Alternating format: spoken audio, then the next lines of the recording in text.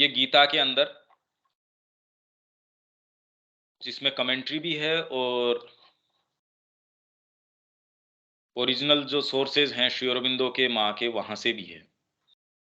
Text आप सबके पास है, ये पेज 192।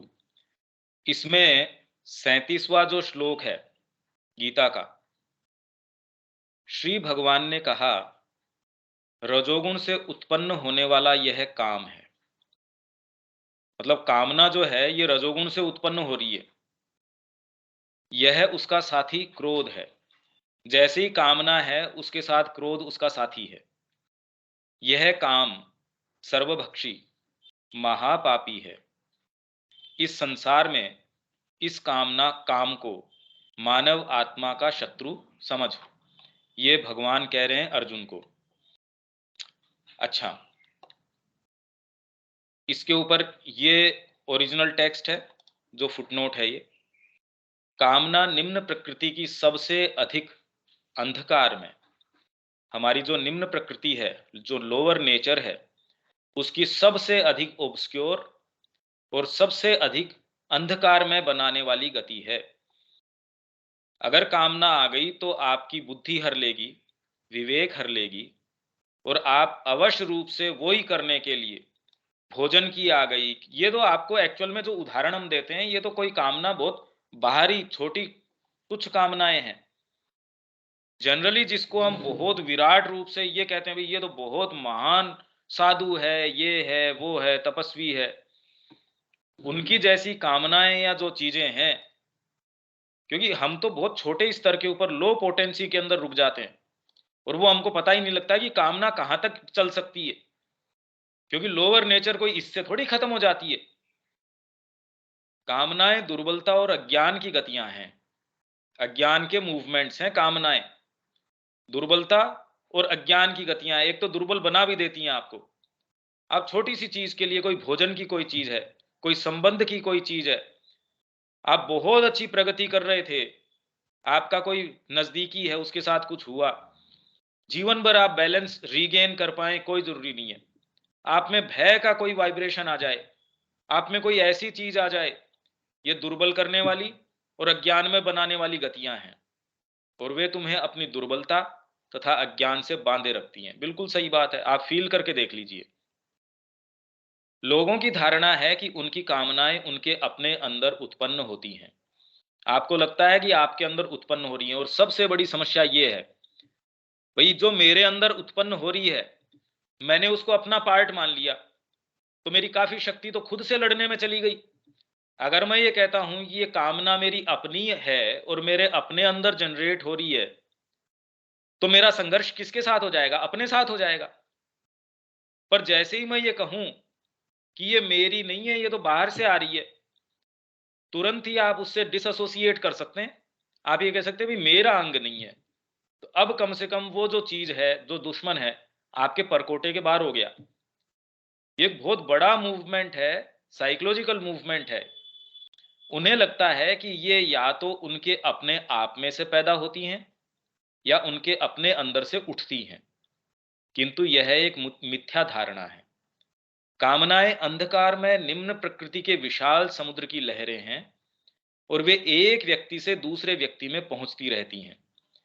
इसीलिए आप जैसी संगत रखते हैं, धीरे धीरे आप में वो विचार, अगर आप में इतनी ताकत नहीं है, इतनी शक्ति नहीं है कि आपकी उपस्थिति मात्र से सामने वाले को मोल्ड कर दें, और ये हमको टेस्ट करना भी नहीं है कि मैं अपनी शक्ति देखता हूं कि सामने वाले को मोल्ड कर देता हूं, नहीं, हमारा काम नहीं है वो। अगर आपको अंदर से कोई ऐसी प्रेरणा हो तो एक अलग बात है। तो इसीलिए हम कहते हैं कि आपके जो एसोसिएट्स हैं, एसोसिएशन आपका है, वो सोच समझ के आपको रखना चाहिए। मनुष्य कामना को अपने आप में उत्पन्न नहीं करते। मनुष्य अपने आप को एक्चुअल में जैसा समझता है उतना बड़ा है नहीं, अगर बाहरी तरीके से देखा जाए। इसीलिए श्री अरविंद कह रहे हैं कि मटेरियल यू आर नथिंग। मतलब आप में इतनी जबरदस्त ताकत हो कि आप इशारा मात्र से अगर सूर्य की गति चेंज कर देते हो, तो भी हो तो मृत्युशील ही। आप में अज्ञान है, आप परमात्मा थोड़ी बन गए।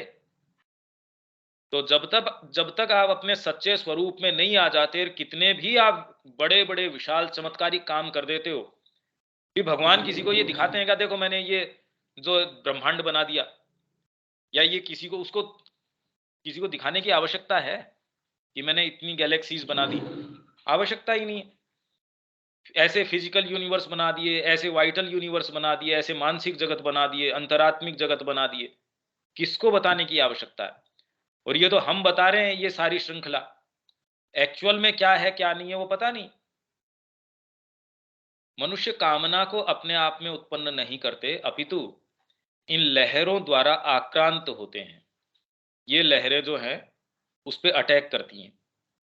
जो कोई इनके लिए खुला होता है या जो सुरक्षा रहित होता है, भाई आइदर तो आप ओपन है इनके प्रति, इन चीजों के प्रति, या आप ओपन तो नहीं है पर प्रोटेक्शन नहीं है कोई। भाई मेरे अगर डिस्क्रिमिनेशन नहीं होगा, सुरक्षा रहित मतलब ये थोड़ी आप कोई गार्ड लेके चलेंगे, ये तो आंतरिक मूवमेंट सब्जेक्टिव चीज है, ये कोई शरीर की चीज थोड़ी है। तो सुरक्षा रहित मतलब आपके पास डिफेंस नहीं है। डिफेंस किसका होगा? ये सबसे पहला डिफेंस तो मनुष्य के पास बुद्धि का है। बुद्धि अगर सुरक्षा रहित है मतलब उसका खुद का विवेक नहीं है, मैं क्या कर रहा हूं। तो आपको पैसा देंगे क्या घर वाले? अगर आपको यही नहीं पता है कि कौन सी चीज खरीदनी है तो आपको क्या दवाई लाने भेजेंगे? या आपको कोई सही गलत या आपका हाथ सही दिशा में नहीं जाता हो तो क्या रोगी के पास आपको भेजेंगे दवाई देने के लिए? आप बहुत ज्यादा प्रेम भी करते हैं पर आपका हाथ आपके हाथ में नहीं है, मतलब आपके वश में नहीं है, तो आपको तो किसी रोगी की सेवा में नहीं रखेंगे। कोई ऐसी चीज में आपको नियुक्त नहीं करेंगे कि इसको गाड़ी चलाने दो। अरे गाड़ी किसकी चलाने दो? तो अगर आप सुरक्षा रहित हैं मतलब आपकी विवेक शक्ति नहीं है, जो कि जनरली नहीं होती, इसीलिए हम सुरक्षा रहित हैं। या हम गुरु की छत्र छाया में, तो वो तो बहुत बड़ी अलग स्थिति है। वह इनकी पकड़ में आ जाता है और इनके थपेड़ों को खाता हुआ इधर से उधर डोलता रहता है। उसे अभिभूत करके मतलब इसके ऊपर पूरा आधिपत्य जमा के और उस पर अधिकार करके कामना उसे किसी भी प्रकार का विवेक करने में असमर्थ बना देती है। आ गई वही बात। और उसमें ऐसी धारणा जमा देती है कि इस कामना को चरितार्थ करना भी उसके अपने स्वभाव का एक अंग ही है। भाई ये चीज तो मेरे को मिलनी ही चाहिए। बाहरी चीजों को तो नैतिकता कंट्रोल कर लेगी। आप में पता नहीं कैसी कैसी चीजें उठती है मन में, जब आप बाजार जाते हैं कैसी कैसी चीजें उठती हैं, या आपके प्रति आपका किसी के प्रति लगाव है तब कैसी उठती है, या आपका किसी के प्रति द्वेष है तब कैसी उठती हैं। पर आप करते थोड़ी हैं। आप मन में ही कितनी सारी चीजें हैं जो आप अपने बिल्कुल नजदीकी है उसको भी कई चीजें तो इतनी विभत्स उठती हैं कि उसको भी नहीं बता पाते। आप उसको सारी चीजें भी बताते हैं पर इतनी नहीं बता सकते कि भाई ये उठती है मेरे दिमाग में तो। पर उसकी अगर, क्योंकि कौन रोक लेता है? बाजार, जब आप बाजार से गुजरते हैं आपके लिमिटेशन होती है कुछ तो पैसों की। भाई इच्छा तो बहुत है ये काम करने की, पैसा नहीं है या ये अच्छा नहीं लगेगा। सबसे बड़ा क्या है? सामाजिक सामाजिक जो वातावरण है और एथिक्स है। हम बाजार जाते हैं क्या क्या गतियां होती है भी आप चेक कर लो ना। ये कोई अच्छे जो तड़क भड़क वाले शोरूम के सामने से, मॉल के सामने से, कोई ऐसा कोई लग रही है कोई चीज उसके सामने से, हर जने का अपना अपना है। पूरी कोई खाने पीने की या ऐसी कोई जगह है, आप कहते गंद आती है, अगर गंद न आए या जो जो चीजें आपको रिपल्सिव लगती है वो नए हों और जो अट्रैक्ट करती हैं वो सारी हों, बड़ा मुश्किल है वहां से अछूता निकल के आना। परंतु वस्तुतः इसका मनुष्य के सच्चे स्वभाव के साथ कोई संबंध नहीं है। आपके सच्चे स्वभाव के साथ इस कामना का, जो आपको कहती है इसको चरितार्थ करना, तो आपके स्वभाव की बात है। दूसरे भी ये कहेंगे भी आपके लार आने लग गई है देख के, तो दूसरा कहेगा भी ये तो नेचुरल क्रिया है। आपके अंदर ईर्ष्या, डाह, घृणा और हिंसा आदि सभी निम्नतर आवेगों के संबंध में यही बात है। तो सामान्य लोग क्या कहेंगे भी ये तो हो ही जाएगा, ऐसा तो है ही। वो ये मान के चल रहे हैं क्योंकि उनको कभी पहले किसी ने ये बताया ही नहीं कि ये आपकी सत्ता का अंग नहीं है। इसलिए बड़ी विशेष बात है ये। आप कभी जीवन में ये चीज सुन ही नहीं सकते और इसके क्या इम्प्लीकेशंस है वो इनफ आप कभी भी उसको एन्यूमरेट कर ही नहीं सकते। कि इसका एक्चुअल में मतलब क्या है। जब आप ये कह दो ये कामना मेरी नहीं है, इससे आप में कितनी शक्ति बढ़ जाती है उससे डिसएसोसिएट करने में। नहीं तो आपने उसको अपने दुर्ग में घुसा रखा है, और ये तुरंत ही आपने दुर्ग से बाहर, अपने कोई शत्रु है उसको बाहर कर दिया। अब आपके पास डिफेंस की ज्यादा शक्ति हो गई। अब बैटल में आपके पास खुद का दुर्ग है जिसमें से आप लड़ाई कर सकते हैं। ये भी ऐसी गतियां हैं जो तुम्हें पकड़ लेती हैं। कौन सी? ईर्ष्या। जिंदगी भर नहीं जाती। मतलब उसको गांधारी को पहले ही कह दिया था कि भी तेरे बस का नहीं है ये, फिर भी श्राप दे दिया। धृतराष्ट्र के पास वो गया भीम, कि भाई, तो इसीलिए उन्होंने कहा भी इसके अभी गड़बड़ है, इसके सामने वो दूसरी मूर्ति करो। अब वही अगर भीम होता उस समय, तो ये सारी जितनी भी चीजें हैं, हम सोचते हैं हम बुद्धि से कंट्रोल कर लेंगे, वो समय बताएगा हमको कि हम कंट्रोल कर पाएंगे या नहीं कर पाएंगे। एकमात्र आपके अंदर कोई डीपर कोई चीज है, वो ही। तो माँ का पहला ही सेंटेंस जो हमने वो पढ़ा था, वो सबका कुल मिला के सार वही है। जब हम ये सारी चर्चा करके फिर उस कोटेशन को फिर से पढ़ेंगे जहां से माँ ने शुरू किया था, तब हमको लगेगा माँ ने तो सारी चीजों का मंथन करके परिणति दे दी हमको, उसका सारे का सार दे दिया कि करने का ये चीज है। शुरू में तो हमको लगता था भाई इससे क्या। ऐसे ही माँ की हर वाणी जो है सार रूप के अंदर, जब आप प्रैक्टिकल कोई चीज करते हैं, वो एक सूत्र में आपको बता देंगी भी ये बात है। ये भी ऐसी गतियां हैं जो तुम्हें पकड़ लेती हैं, ऐसी लहरें हैं जो तुम पर चढ़ आती हैं और आक्रांत करती हैं। इनका सच्चे चरित्र या सच्चे स्वभाव से कोई संबंध नहीं, ये तो उन्हें विरूप बनाती है। आपका जो सच्चा स्वभाव है, आपका सच्चा स्वरूप है, आप थोड़े से भी काम मोमेंट्स में होंगे जिससे ईर्ष्या है, और थोड़े से भी आप गहराई में होंगे, आप कहते हैं यार मैं क्या कर रहा हूं, ये इस चीज के लिए हूं मैं। डाह है किसी से, डाह किसको बोले? अरे भाई उसके पास ऐसी गाड़ी है, आपकी ये, अरे भाई इसके पास कैसे, मेरे पास होनी चाहिए। उसको ये चीज समझ में आ गई, उसके पास ये है। ये डाह होना, वो हर स्तर पे अलग अलग हो सकती है। इतनी हमने मेहनत करी, बताओ इस, ये तो परीक्षा के अंदर उत्तीर्ण हो गया, मैं रह गया, या फिर ये, या मतलब ये तो रात दिन का घृणा, हिंसा, इनका आपके सच्चे चरित्र, आपका सच्चा स्वभाव, आपकी सच्ची प्रकृति, उससे कोई भी संबंध नहीं है। ये तो आपकी सच्ची प्रकृति को विरूपित करते हैं, उसको कुरूप बनाते हैं, विकृत करते हैं। तो जैसे ही आप ये कह देंगे नहीं भैया इससे मेरा कोई संबंध नहीं है, ये तुम्हारा कोई नैसर्गिक या अविभाज्य अंग नहीं है, आपका नेटिव स्वरूप ये नहीं है, अपितु इर्द गिर्द के उस अंधकार में समुद्र से आती हैं जिनमें निम्न प्रकृति की शक्तियां विचरण करती हैं। इन कामनाओं, इन आवेशों का कोई व्यक्तित्व अथवा विशिष्ट स्वरूप नहीं होता। कोई स्वरूप नहीं है, ये तो जहां जो मौका देखेंगी आपके अंदर, जहां दरार है, बड़ा बांध है, उसको पानी को पता है दरार कहाँ है, एक हेयर लाइन सी भी कहाँ है, कभी आप ढूंढ नहीं सकते, वो ढूंढ लेगा। वो पानी का जो दबाव है वो ढूंढ लेगा कि यहाँ है हल्की सी, और वो उसी में से चल देगा। वैसे ही आपकी प्रकृति में कहां कहां जाके आप सोच भी नहीं सकते, जो शुरू में अगर आप उससे रूबरू नहीं होते तो आप ये समझ ही नहीं सकते थे, अच्छा मैं यहां इस चीज में भी अटकाव है मेरे। ओहो, तभी माँ कहती है ऐसे मूवमेंट को तुरंत ही, एक तो ये रोना धोना कि भी मैं ऐसे कैसे कर सकता हूं, क्यों भी आप क्यों नहीं कर सकते?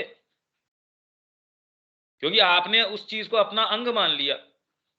अगर आप ये मानते हैं कि ये अंधकार में समुद्र से आती हैं, तो आप तुरंत कह देंगे मेरा क्या लेना देना इससे। ओहो, अच्छा, इस हवा ने आके मेरे अंदर ये दूषित कर दिया, बाहर से आंधी आई, ये इतना सारा कचरा लेके आ गई। अब कल को आप ये कह दो ये कचरा आपके घर का अंग है, बताओ कितनी मुसीबत हो जाए। आप सफाई कर सकते हैं क्या कभी? ये एटीट्यूड लेते ही बहुत इसकी जो कमर टूट जाती है आपके। ये जो सारे मूवमेंट्स है, ईर्ष्या है, डाह है, घृणा है, कामना है, हिंसा है, पर ले पाना, हाँ वो एक, वो तो जीवन भर का काम है। पर एटलीस्ट कम से कम कितनी ये लिबरेटिंग, कितनी जबरदस्त चीज है कि ये आपका अंग नहीं है। कम से कम बुद्धि में तो हम ये सोच ही सकते हैं। अरे भी करें नहीं करें वो बात की बात है। आप कल्पना नहीं कर सकते कि ये कितना ज्यादा एक आशावान चीज है, एक लिबरेट करने वाली चीज। अच्छा भाई यार ये मेरा अंग है ही नहीं,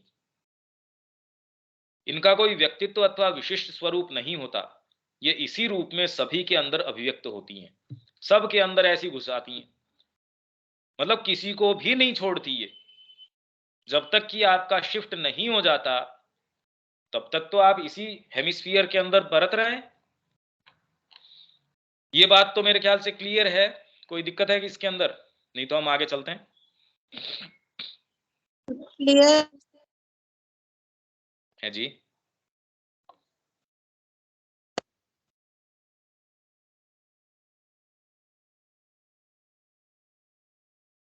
हाँ ठीक है, आगे बढ़ सकते हैं। ठीक। यहां अब ये जो 193 के ऊपर ऊपर है ये कमेंट्री आ गई जो इटैलिक्स में है। ये दो भाग में गीता इसीलिए है क्योंकि मूल जो है वो तो एक एक वॉल्यूम था, एक वॉल्यूम सारा का सारा कमेंट्री है जो अपन ने जोड़ी है। यहां पर यह वर्णन है कि कामना बहुत ही खराब है। किस बात के ऊपर? कि रजोगुण से उत्पन्न होने वाला यह काम है, यह उसका साथी क्रोध है, यह काम सर्वभक्षी महापापी है। इस संसार में इस काम को मानव आत्मा का शत्रु समझ। तो यह वर्णन है कि कामना बहुत ही खराब है, परंतु इसका क्या कारण है इसे समझ लेना आवश्यक है। हम यहीं से तो शुरू हमने किया था कि भाई एक्चुअल में है क्या ये, किसको कहें, उपयोगिता क्या है, होना चाहिए नहीं होना चाहिए, किससे आप रोको किससे नहीं रोको।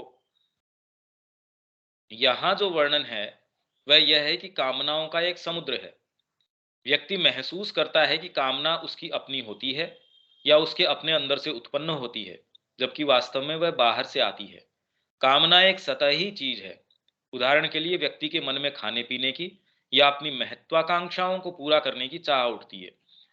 देखिए खाने पीने की आपको लगता है वेहमेंटली आपको पकड़ती है, एक समय के लिए आप खा लेते हैं, उतने समय के लिए वो रुक जाती है। पर महत्वाकांक्षाएं, आप पॉलिटिशियंस जो एक्चुअल पॉलिटिशियंस हैं उनको पूछिए महत्वाकांक्षाओं का कोई लिमिट है? ये फिजिकल चीज नहीं है इसलिए कोई दिक्कत वाली बात नहीं है।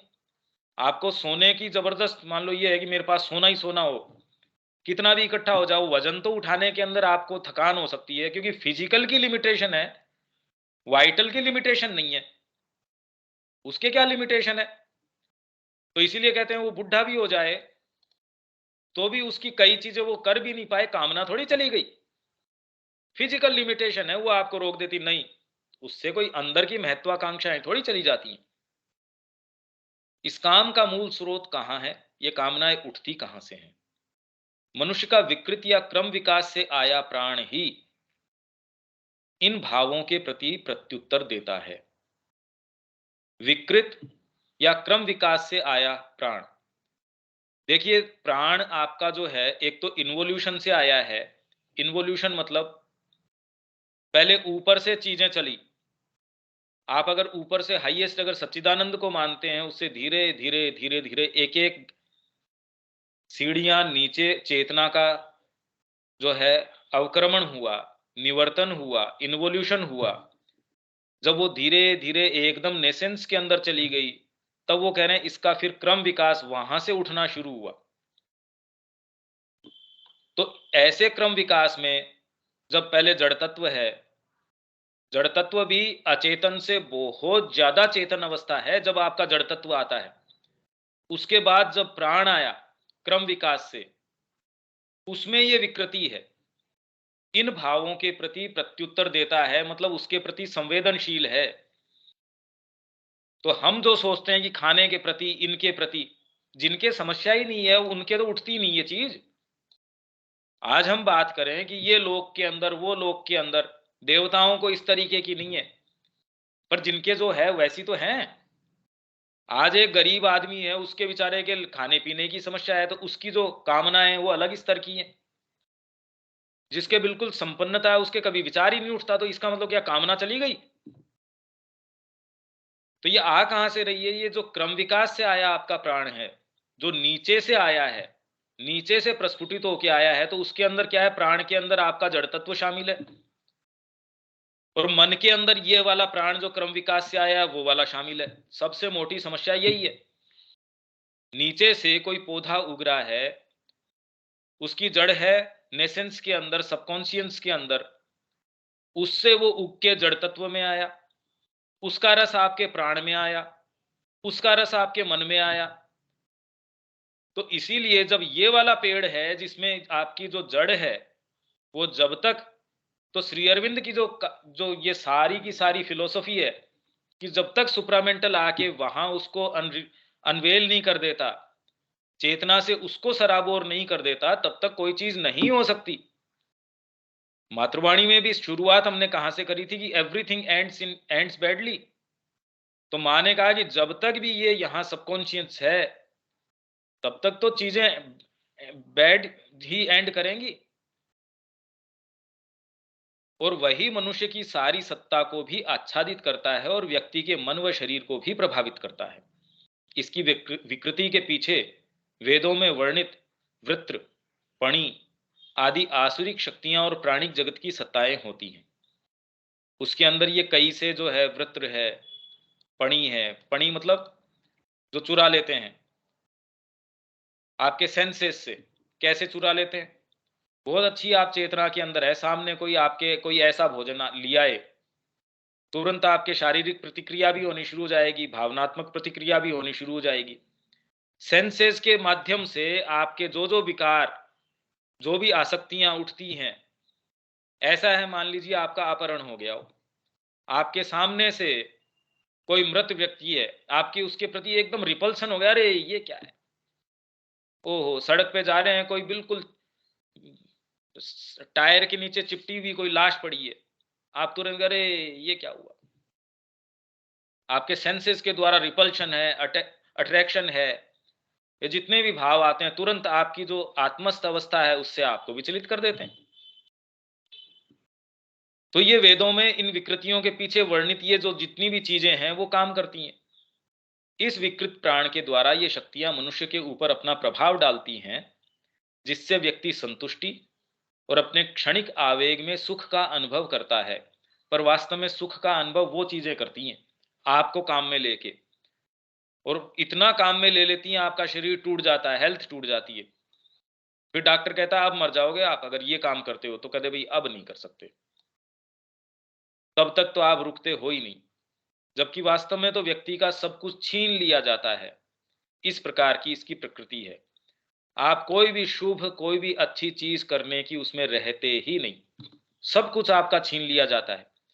जो आपकी शुभ चीजें हैं, जो आपके हायर मूवमेंट्स हैं, आपके हायर पार्ट्स हैं, वो तो कोई सा ही नहीं रहता इसके अंदर। आप में शक्ति ही नहीं रहती कोई अच्छी चीज करने की। आप ये देखिए कि आप ऐसे ग्रुप को बिलोंग करते हैं जो अभीप्सा करता है, और उसके बावजूद कर कितना पाते हैं वो तो हर देख लीजिए। ये तो तब की स्थिति है जब हम जानते हैं हमारे अंदर कोई चीज भी है जो इसकी इच्छा करती है, तब भी जीवन को ये इतना परिव्याप्त किए हुए रहते हैं कि हम कोई चीज कर ही नहीं सकते, आपकी सारी शक्ति, सारी ऊर्जा छीन लेंगे। अभी कोई ऐसी चीज करती है जिसमें मन लगता है, देखो पूरी एनर्जी आ जाएगी, और यही कहा जाए कि ये इस पे कुछ आपने चिंतन किया, ओहो भाई टाइम ही नहीं मिला, आपको लगता है बात भी ठीक है, और हो भी सकती है। ये छोड़ती नहीं ना, न आपका समय छोड़ती, न आपके अंदर एनर्जी छोड़ती, कुछ नहीं छोड़ती, आपका सारा हर लेती हैं, छीन लेती हैं आपका। अब प्रश्न यह है, यहां तक तो ठीक है क्या? मेरे ख्याल से इतना तो अपन हाँ फॉलो कर पा रहे हैं। हाँ हाँ ठीक है। अब प्रश्न यह है कि जब व्यक्ति किसी बदमाश, हाँ जी, ठीक है इतना। किसी बदमाश आदमी के कहे अनुसार कोई काम कर रहा है या उसके अनुसार चल रहा है, तब वह अपने गंतव्य स्थान तक कैसे पहुंच पाएगा? आपके अंदर आपको डायरेक्शन अगर ये वाला प्राण दे रहा है, तो क्या आप कल्पना कर सकते हैं कि आप कोई सही मूवमेंट में या सही चीज कर सकते हैं? मतलब आपको अगर दिशा निर्देश कोई चोर दे रहा है, कोई डाकू आपको दिशा दिखा रहा है, आप कहाँ पहुंचेंगे, कभी कोई संभावना है इसकी कि आप सही जगह पहुंच जाएंगे? ऐसी स्थिति में वह आत्मा का कोई सच्चा काम तो कर ही नहीं सकता। आप अपने डीपर पार्ट्स का काम कर ही नहीं सकते। आप अगर सो कॉल्ड म्यूजिक कर रहे हैं, साहित्य में जा रहे हैं, कला में जा रहे हैं, तो भी उसका एंड क्या होगा कि मेरे को इससे क्या मिल जाए, मैं इससे क्या बटोर लूं, इससे मेरा नाम हो जाए। मतलब अल्टीमेटली वो आपकी ईगो को ही पोषित करेगा। परमात्मा के चरणों में आपकी एनर्जी एक बूंद नहीं जा सकती, जा ही नहीं सकती। आप कल्पना करके देख लीजिए, हम अपने सारे जीवन को आकलन करके देखें कि क्या वास्तव में एक पांव परमात्मा की ओर जा पाता है? क्या वास्तव में हम कर पाते हैं? ये तो तब है जब हम चाहते हैं, तब की स्थिति है। ऐसी स्थिति में वह आत्मा का कोई सच्चा काम तो कर ही नहीं सकता, क्योंकि यह तो सारी बड़ी व्यवस्थित ढंग से की गई बदमाशी है। यह व्यवस्था की गई है कि आप अच्छी चीज की तरफ जा ही नहीं सके। आपको लगता है कि मेरे ये कारण हैं, पर यह व्यवस्था की गई है भाई। ये ऑर्गेनाइज तरीके की बदमाशी की गई है। आप बहुत अच्छे मोमेंट के अंदर हैं, अब आपके पास अचानक कोई फोन कॉल आ जाएगा, आप सारी चीज से निवृत्त होके कहे अब मैं पढ़ता हूं, उसी दिन कोई चीज हो जाएगी। आपने कोई आयोजन किया, उसी दिन चल के कोई आंधी आ जाएगी, तूफान आ जाएगा, अगर वास्तव में आपने कोई ऐसी चीज की है। आश्रम में तो अवश्य के वो कह रहे हैं कि जब दर्शन दिन होता था, उसी दिन कुछ न कुछ उनका प्रयास रहता था कि हम यहाँ बवंडर करें।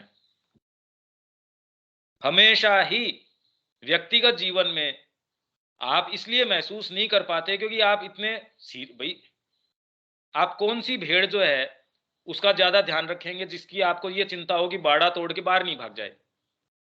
जो आराम से वहां चल रही है उसके पीछे आप चिंता करेंगे क्या? आप कहेंगे ये वाली भेड़ बड़ी सिंसियर है, ये आराम से यहाँ चल रही है, कभी कभी माताजी की भी बात कर लेती है, तो आपको कोई चिंता नहीं होती।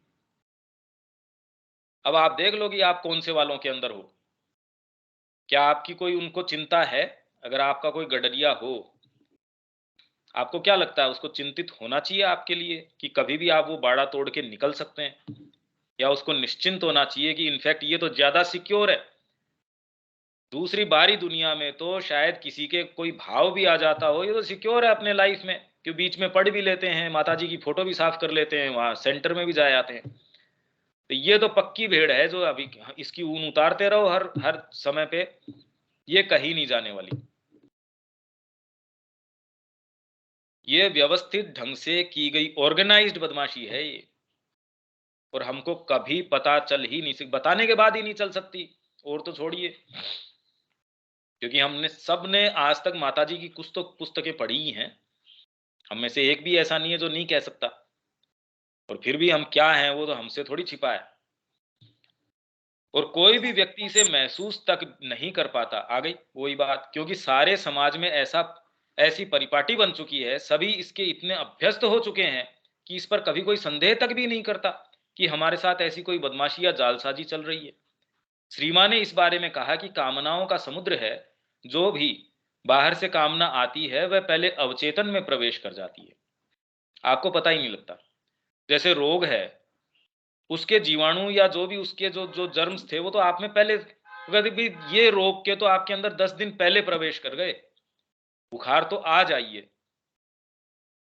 तो वैसे ही जब वो प्रस्फुटित होती है जिन जिन रूपों में, अवचेतन में तो वो प्रवेश कर गई, और प्रवेश का अवचेतन तो भरा ही उससे पड़ा है, और वहां से चित्त के द्वारा ऊपर उठती है। तब आप कोई भी ऐसी चीज देखेंगे, कोई चीज ऐसी करेंगे, धीरे धीरे आप देखिए, जब आप कोई भी सोशल साइट के ऊपर जब आप होते हैं, धीरे धीरे स्लाइड डाउन करते जाते हैं, आप कहां पहुंचते हैं देखिए, सारी शक्ति आपकी चली जाती है। ये तो आप देख ही सकते हैं। तब व्यक्ति में ये कामना सतह पर इस आवेग के रूप में उठती है कि अमुक काम कर लें, ये वाला काम कर लेते हैं, यह चीज खा लेते हैं, यहां वहां घूम आते हैं, आदि आदि। ये सारी की सारी इस चीजें जो है इस रूप के अंदर ऊपर उठ के आती हैं, और वो जाती कहां से है ये बता दिया, आपके सबकॉन्शियस के अंदर प्रवेश कर जाती है, और वहां फिर जाके ये इस रूप में डिपेंड करता है आपका किस तरीके का फ्रेमवर्क है। जिसका खाने के प्रति है, किसी का किस चीज के प्रति है, किसी का कोई घूमने फिरने के प्रति है, किसी का रोज की आदत है, वो जो आपकी शॉपिंग साइट्स है उसके ऊपर उसको जरूरत नहीं है तो भी इतना इंटरेस्ट है।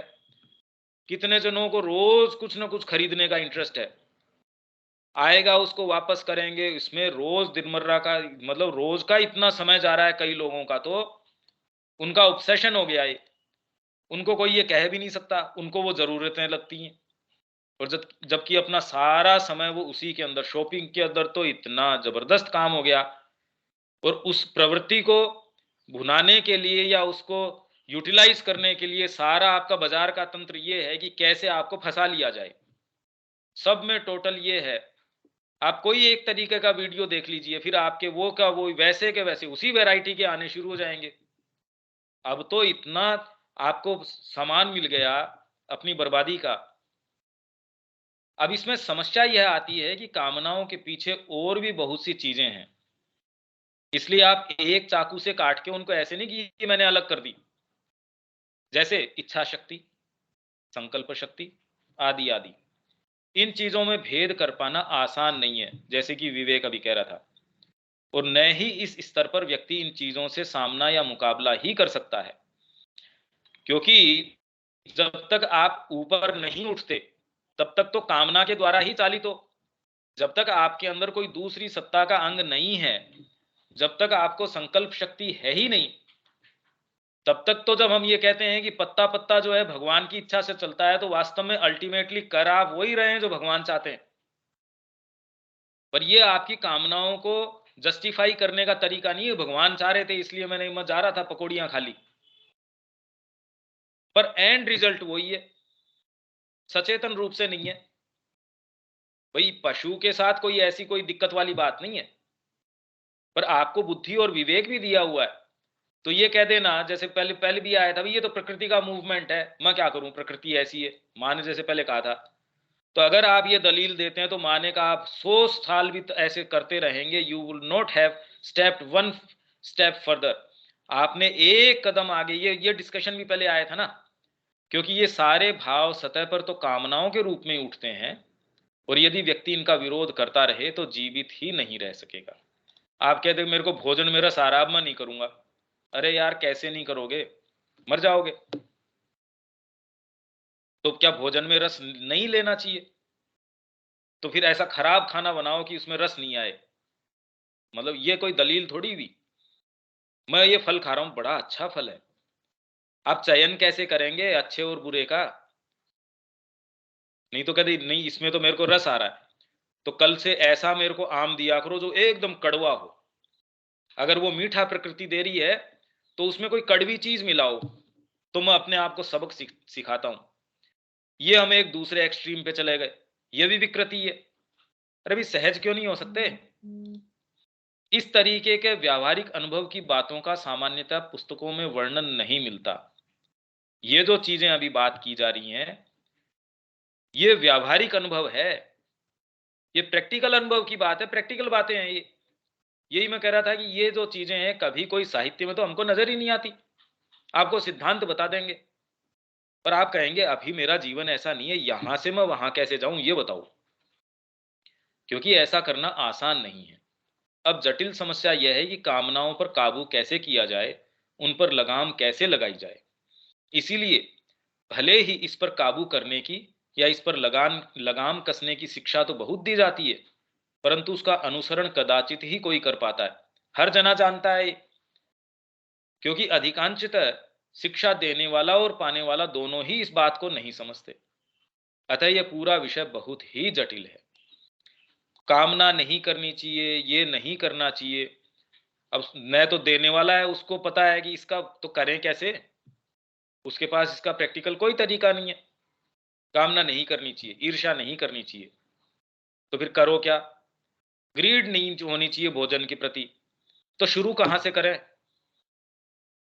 मैंने ये मान लिया और आप भी स्वीकार करते हैं, पर आज आज जब भोजन की थाली सामने आएगी, मतलब प्रैक्टिकली क्या करूं मैं इसमें, जब तक कोई इस प्रश्न का उत्तर नहीं देता तब तक तो कोई निजात हुई नहीं ना। रोग होना अच्छी बात नहीं है, अब मेरे बुखार हो रही है, अब क्या करूं? नहीं, अच्छी बात नहीं है। अरे ठीक है, मान लिया रोग होना अच्छी बात नहीं है, अब कुछ करो भाई इसका। नहीं, वो तो हमारे को पता नहीं है, तो इसलिए ये बातें इनइफेक्टिव है। कितनी भी पुस्तकें भर दो, वो इनइफेक्टिव है, क्योंकि प्रैक्टिकली आपको कोई उत्तर दे नहीं रही। और अगर इस भाषा में उत्तर देती है, हम उसको समझ नहीं पाते। तो यहां जो माँ कह रही हैं, वो इतनी प्रैक्टिकल बात है, अब वो प्रैक्टिस करने की है। अब प्रश्न यह है कि यह कैसे पता चले कि अमुक भाव कामना है या इच्छा शक्ति है, या फिर आंतरिक संकल्प है, या फिर अभीप्सा का ही कोई रूप है, या फिर कुछ और है। मेरे अंदर कोई ऐसी अभीप्सा है कि माँ की ये चीज चरितार्थ हो, ऐसी कोई सुंदर चीज, जैसे माँ के अंदर बचपन से वो था कि ए ड्रीम, तो कामना थी। अगर माँ के अलावा कोई दूसरा व्यक्ति अगर ऐसे करता हो, तो हम कह देंगे हाँ, ये महत्वाकांक्षा है। 99% वही होती है। और माँ अगर ये कह रही है कि मेरे को ये चीज पसंद है, कितना मतलब विशाल क्रिएशन कर दिया। इतना तो कोई व्यक्ति में महत्वाकांक्षा कितनी भी हो, ऐसी चीज क्रिएट नहीं करता। वो तो सारी मनुष्य जाति को ऊपर उठाने की कामना कर रही है। तो हम कहते भी ऐसी महत्वाकांक्षा तो कोई में थी नहीं। ज्यादा से ज्यादा थी तो खुद के लिबरेशन की थी, हम मोक्ष पा जाएं। पर सारी मनुष्य जाति है, वो भगवत्ता की ओर चली जाए, और उसका हम पांडिचेरी में एक प्रारूप तैयार कर दें, ओरोविल बना दें, ये कर दें। आप तो कहते हैं ये भाई पराकाष्ठा हो गई, ये तो कामना की पराकाष्ठा हो गई, महत्वाकांक्षा की पराकाष्ठा हो गई। बिल्कुल सामने तो आप ये कह सकते हैं, क्यों डिवाइन विल है वो भी क्रिएट करती है, डिजायर है वो, पर डिजायर देखिए इन दोनों में वैसे अंतर है। डिजायर कभी भी ऐसी चीज जो स्टेबल हो, जो हमने बात करी थी ना कि उनके भेद, एक तो आत्म काम है, वो पूर्ण है।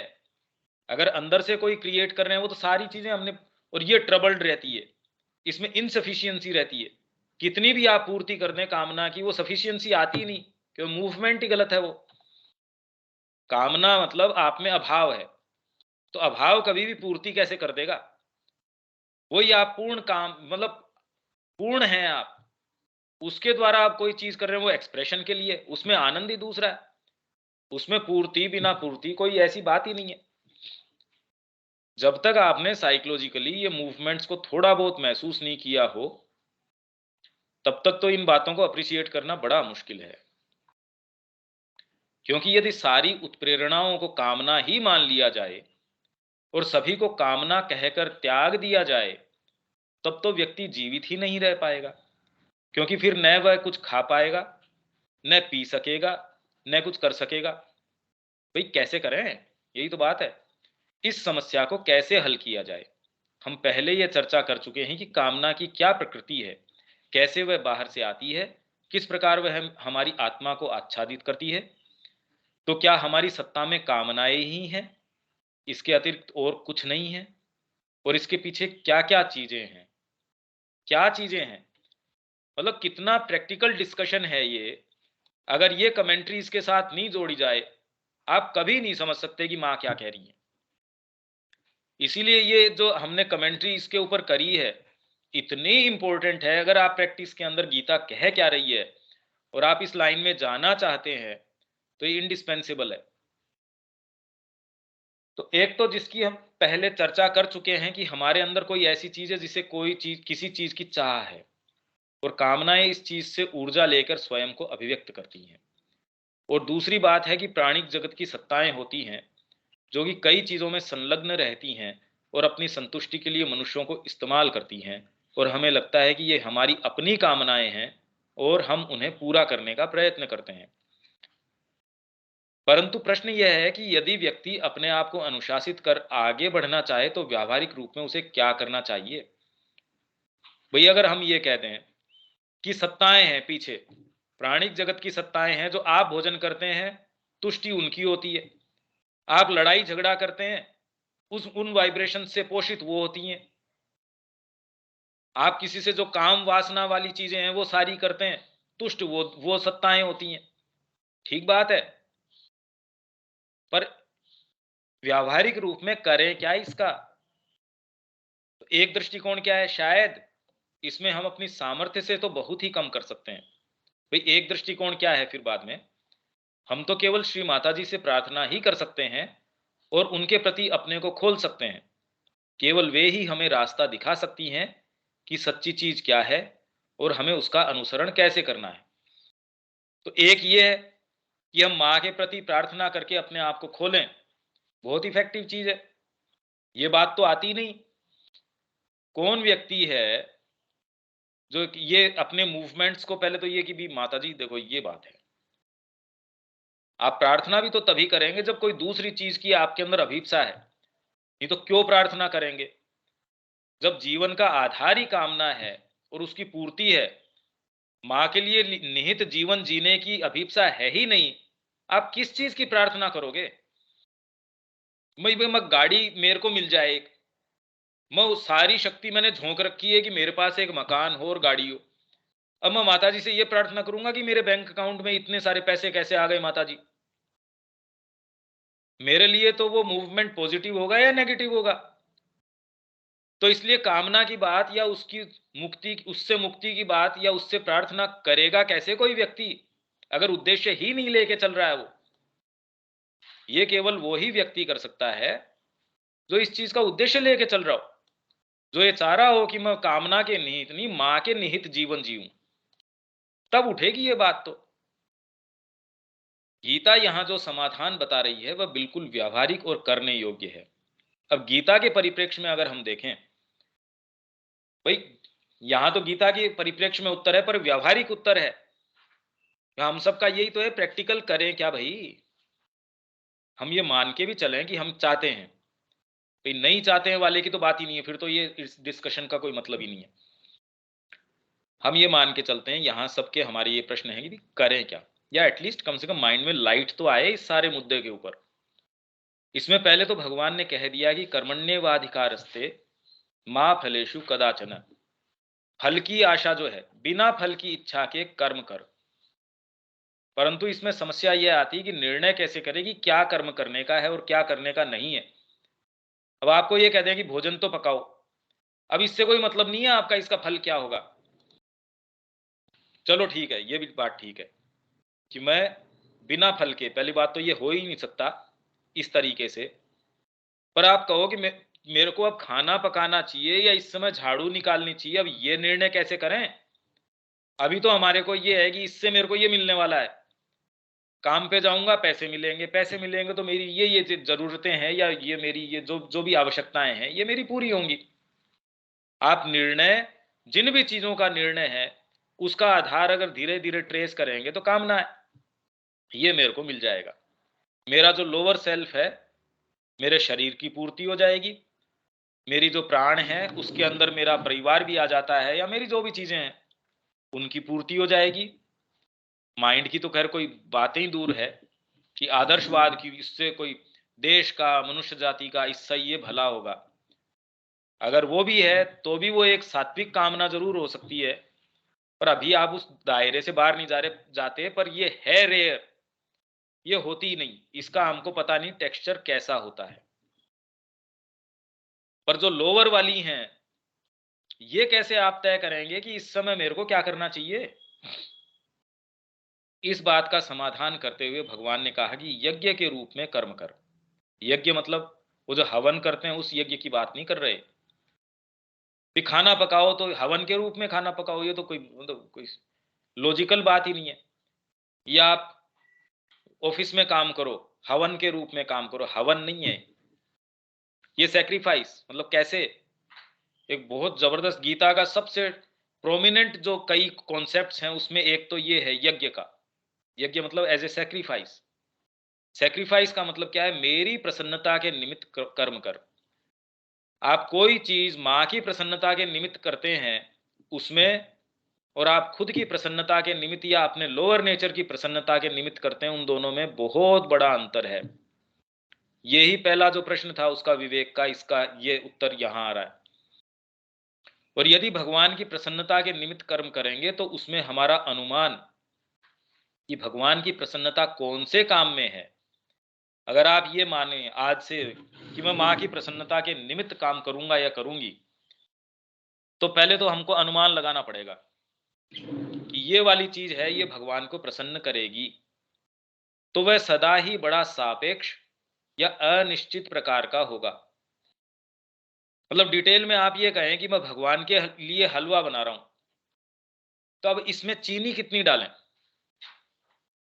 अब दूसरा कह देगा भी भगवान को इससे फर्क नहीं पड़ता। जैसे माँ को एक बार किसी ने पूछा कि माँ इसके अंदर कितने क्यूब ऑफ शुगर इसमें डालना चाहिए, माँ ने कहा भी इससे कोई फर्क नहीं पड़ता। पर बाद में जब वो पब्लिश हो रही थी वो चीज, तब माँ ने कहा नहीं नहीं, इट डज मैटर, भगवान को इससे फर्क पड़ता है कि आप कितने क्यूब उसके अंदर चीनी डाल रहे हैं। पर हाँ, आप जब शुरू करेंगे कि भगवान की प्रसन्नता के निमित्त कौन सा काम करें, तो सापेक्ष मतलब रिलेटिव तरीके का है और अनिश्चित प्रकार का है, भी हम तो नहीं जानते। क्योंकि यज्ञ पहले तामसिक होता है, फिर राजसिक और उसके बाद सात्विक। हालांकि इसमें भी अगर आप ये मान के चलें कि भी मेरे को भगवान की प्रसन्नता के लिए करना है, तो आप ये तो नहीं कर सकते तुरंत कई चीजों के ऊपर तो लगाम स्वतः ही। बहुत सारी ऐसी चीजें हैं जिनको आप इसके थ्रू पास नहीं कर सकते। आप शराब नहीं पी सकते भाई। आप ये कहें भगवान की प्रसन्नता मेरे शराब पीने में है, मेरे को नहीं लगता ये दलील कोई देने वाला है।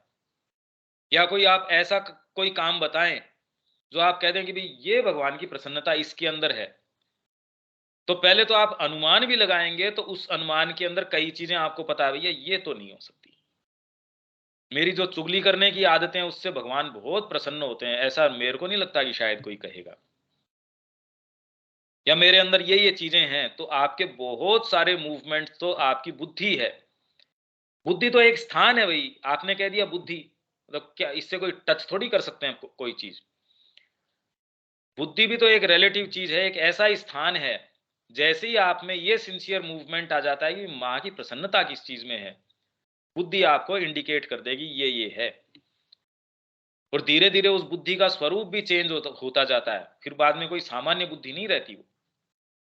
जब आप धीरे धीरे इस पथ के ऊपर जाते हैं तो बुद्धि भी फिर बाद में उसमें और इंट्यूटाइज्ड हो जाती है, वो उसके अंदर आपके अंतर्भास आना शुरू हो जाता है। वो कहना शुरू कर देगी आपको नहीं नहीं ये नहीं ये।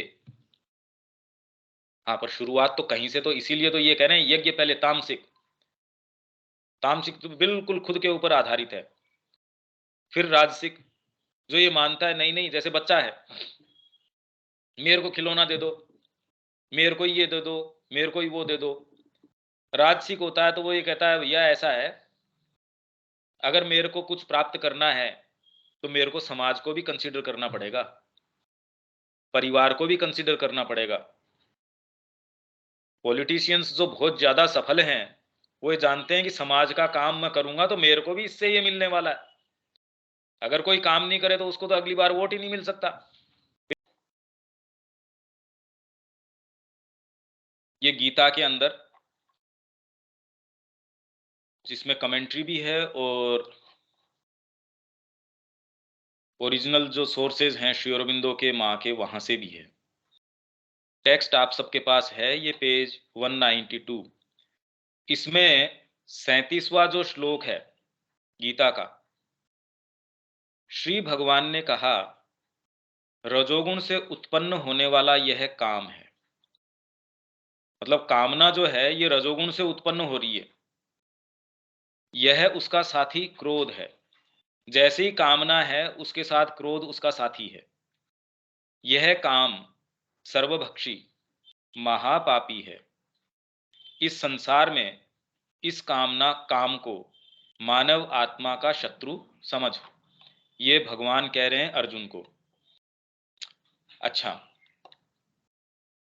इसके ऊपर ये ओरिजिनल टेक्स्ट है, जो फुटनोट है ये।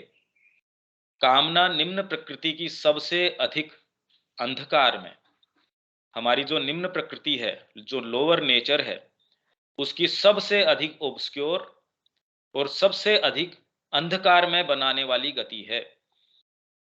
अगर कामना आ गई तो आपकी बुद्धि हर लेगी, विवेक हर लेगी, और आप अवश्य रूप से वो ही करने के लिए, भोजन की आ गई। ये तो आपको एक्चुअल में जो उदाहरण हम देते हैं ये तो कोई कामना बहुत बाहरी छोटी तुच्छ कामनाएं हैं। जनरली जिसको हम बहुत विराट रूप से ये कहते हैं भाई ये तो बहुत महान साधु है, ये है, वो है, तपस्वी है, उनकी जैसी कामनाएं या जो चीजें हैं, क्योंकि हम तो बहुत छोटे स्तर के ऊपर लो पोटेंसी के अंदर रुक जाते हैं और वो हमको पता ही नहीं लगता कि कामना कहां तक चल सकती है, क्योंकि लोअर नेचर कोई इससे थोड़ी खत्म हो जाती है। कामनाएं दुर्बलता और अज्ञान की गतियां हैं, अज्ञान के मूवमेंट्स हैं कामनाएं। दुर्बलता और अज्ञान की गतियां, एक तो दुर्बल बना भी देती हैं आपको। आप छोटी सी चीज के लिए, कोई भोजन की कोई चीज है, कोई संबंध की कोई चीज है, आप बहुत अच्छी प्रगति कर रहे थे, आपका कोई नजदीकी है, उसके साथ कुछ हुआ, जीवन भर आप बैलेंस रीगेन कर पाए कोई जरूरी नहीं है। आप में भय का कोई वाइब्रेशन आ जाए, आप में कोई ऐसी चीज आ जाए, ये दुर्बल करने वाली और अज्ञान में बनाने वाली गतियां हैं, और वे तुम्हें अपनी दुर्बलता तथा अज्ञान से बांधे रखती हैं। बिल्कुल सही बात है, आप फील करके देख लीजिए। लोगों की धारणा है कि उनकी कामनाएं उनके अपने अंदर उत्पन्न होती हैं। आपको लगता है कि आपके अंदर उत्पन्न हो रही हैं, और सबसे बड़ी समस्या ये है, भाई जो मेरे अंदर उत्पन्न हो रही है, मैंने उसको अपना पार्ट मान लिया, तो मेरी काफी शक्ति तो खुद से लड़ने में चली गई। अगर मैं ये कहता हूं कि ये कामना मेरी अपनी है और मेरे अपने अंदर जनरेट हो रही है, तो मेरा संघर्ष किसके साथ हो जाएगा? अपने साथ हो जाएगा। पर जैसे ही मैं ये कहूं कि ये मेरी नहीं है, ये तो बाहर से आ रही है, तुरंत ही आप उससे डिसएसोसिएट कर सकते हैं। आप ये कह सकते हैं भी मेरा अंग नहीं है। तो अब कम से कम वो जो चीज है, जो दुश्मन है, आपके परकोटे के बाहर हो गया। ये एक बहुत बड़ा मूवमेंट है, साइकोलॉजिकल मूवमेंट है। उन्हें लगता है कि ये या तो उनके अपने आप में से पैदा होती हैं या उनके अपने अंदर से उठती हैं, किंतु यह एक मिथ्या धारणा है। कामनाएं अंधकार में निम्न प्रकृति के विशाल समुद्र की लहरें हैं, और वे एक व्यक्ति से दूसरे व्यक्ति में पहुंचती रहती हैं। इसीलिए आप जैसी संगत रखते हैं, धीरे धीरे आप में वो विचार, अगर आप में इतनी ताकत नहीं है, इतनी शक्ति नहीं है कि आपकी उपस्थिति मात्र से सामने वाले को मोल्ड कर दें, और ये हमको टेस्ट करना भी नहीं है कि मैं अपनी शक्ति देखता हूं कि सामने वाले को मोल्ड कर देता हूं, नहीं, हमारा काम नहीं है वो। अगर आपको अंदर से कोई ऐसी प्रेरणा हो तो एक अलग बात है। तो इसीलिए हम कहते हैं कि आपके जो एसोसिएट्स हैं, एसोसिएशन आपका है, वो सोच समझ के आपको रखना चाहिए। मनुष्य कामना को अपने आप में उत्पन्न नहीं करते। मनुष्य अपने आप को एक्चुअल में जैसा समझता है उतना बड़ा है नहीं, अगर बाहरी तरीके से देखा जाए। इसीलिए श्री अरविंद कह रहे हैं कि मटेरियल यू आर नथिंग। मतलब आप में इतनी जबरदस्त ताकत हो कि आप इशारा मात्र से अगर सूर्य की गति चेंज कर देते हो, तो भी हो तो मृत्युशील ही। आप में अज्ञान है, आप परमात्मा थोड़ी बन गए। तो जब तक आप अपने सच्चे स्वरूप में नहीं आ जाते, कितने भी आप बड़े बड़े विशाल चमत्कारिक काम कर देते हो, कि भगवान किसी को ये दिखाते हैं क्या, देखो मैंने ये जो ब्रह्मांड बना दिया, या ये किसी को उसको किसी को दिखाने की आवश्यकता है कि मैंने इतनी गैलेक्सीज बना दी? आवश्यकता ही नहीं है। ऐसे फिजिकल यूनिवर्स बना दिए, ऐसे वाइटल यूनिवर्स बना दिए, ऐसे मानसिक जगत बना दिए, अंतरात्मिक जगत बना दिए, किसको बताने की आवश्यकता है? और ये तो हम बता रहे हैं ये सारी श्रृंखला, एक्चुअल में क्या है क्या नहीं है वो पता नहीं। मनुष्य कामना को अपने आप में उत्पन्न नहीं करते, अपितु इन लहरों द्वारा आक्रांत होते हैं। ये लहरें जो हैं उस पे अटैक करती हैं। जो कोई इनके लिए खुला होता है या जो सुरक्षा रहित होता है, भाई आइदर तो आप ओपन है इनके प्रति, इन चीजों के प्रति, या आप ओपन तो नहीं है पर प्रोटेक्शन नहीं है कोई। भाई मेरे अगर डिस्क्रिमिनेशन नहीं होगा, सुरक्षा रहित, मतलब ये थोड़ी आप कोई गार्ड लेके चलेंगे। ये तो आंतरिक मूवमेंट, सब्जेक्टिव चीज है ये, कोई शरीर की चीज थोड़ी है।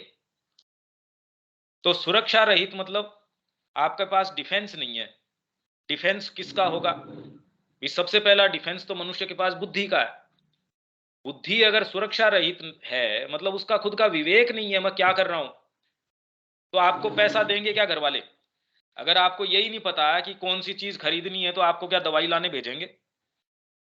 या आपको कोई सही गलत, या आपका हाथ सही दिशा में नहीं जाता हो, तो क्या रोगी के पास आपको भेजेंगे दवाई देने के लिए?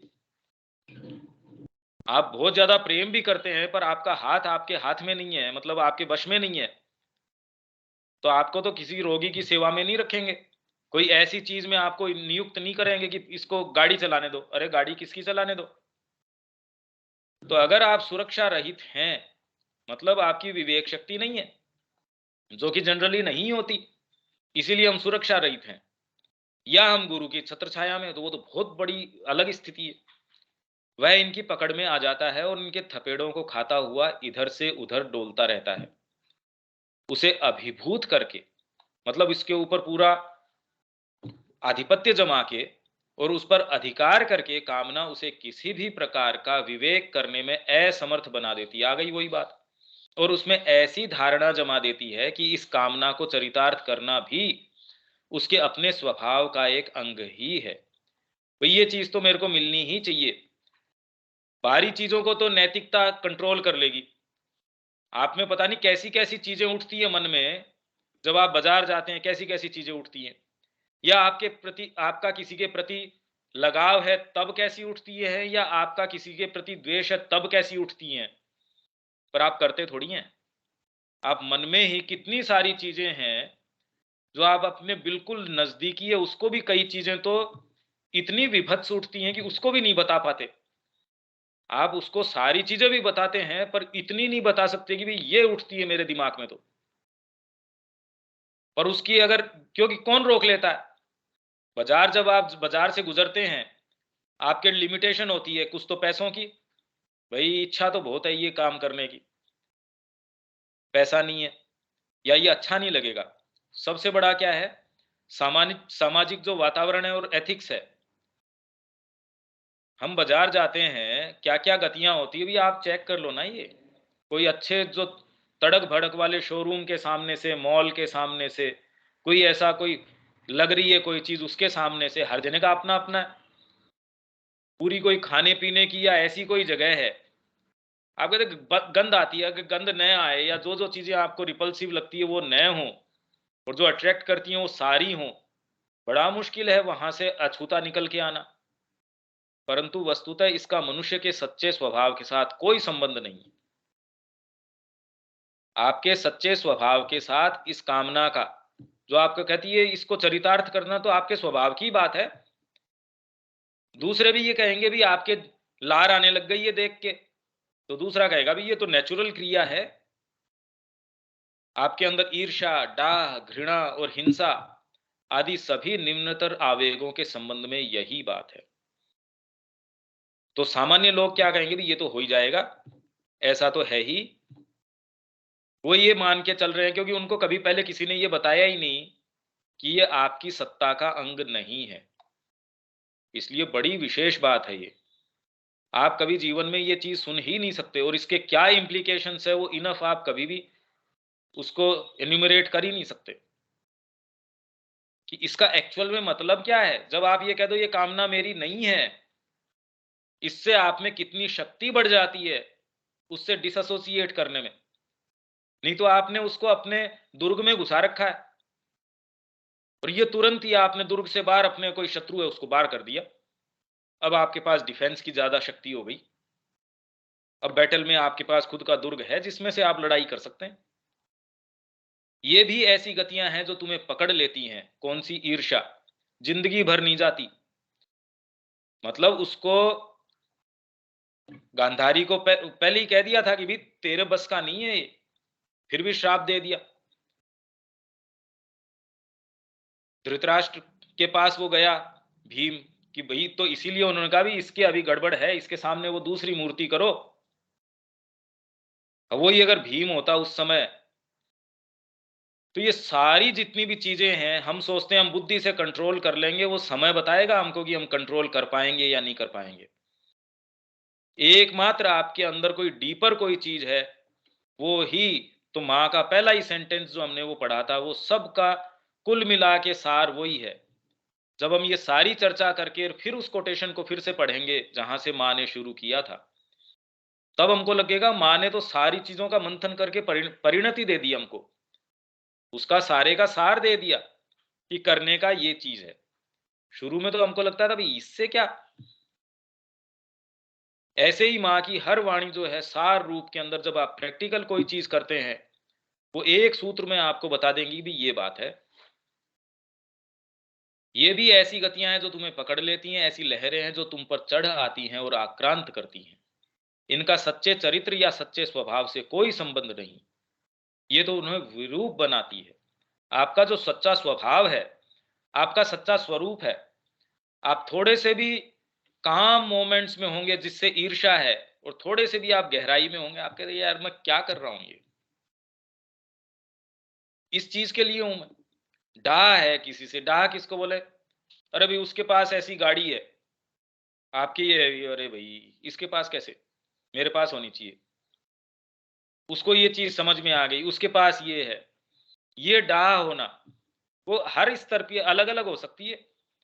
इतनी हमने मेहनत करी, बताओ इस ये तो परीक्षा के अंदर उत्तीर्ण हो गया, मैं रह गया, या फिर ये, या मतलब ये तो रात दिन का घृणा, हिंसा,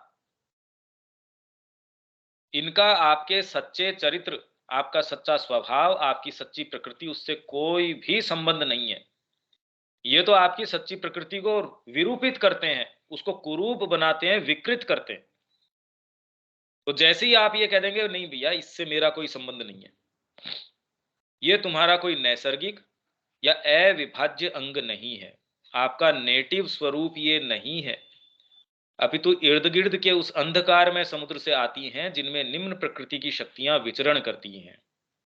इन कामनाओं, इन आवेशों का कोई व्यक्तित्व अथवा विशिष्ट स्वरूप नहीं होता, कोई स्वरूप नहीं है। ये तो जहां जो मौका देखेंगी आपके अंदर, जहां दरार है, बड़ा बांध है, उसको पानी को पता है दरार कहाँ है, एक हेयर लाइन सी भी कहाँ है, कभी आप ढूंढ नहीं सकते, वो ढूंढ लेगा। वो पानी का जो दबाव है वो ढूंढ लेगा कि यहाँ है हल्की सी, और वो उसी में से चल देगा। वैसे ही आपकी प्रकृति में कहां कहां जाके आप सोच भी नहीं सकते, जो शुरू में अगर आप उससे रूबरू नहीं होते तो आप ये समझ ही नहीं सकते थे, अच्छा मैं यहां इस चीज में भी अटकाव है मेरे, ओहो। तभी माँ कहती है ऐसे मूवमेंट को तुरंत ही, एक तो ये रोना धोना कि भी मैं ऐसे कैसे कर सकता हूं, क्यों भी आप क्यों नहीं कर सकते? क्योंकि आपने उस चीज को अपना अंग मान लिया।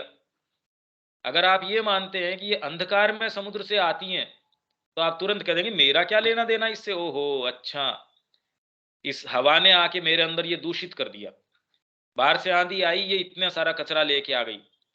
अब कल को आप ये कह दो ये कचरा आपके घर का अंग है, बताओ कितनी मुसीबत हो जाए, आप सफाई कर सकते हैं क्या कभी?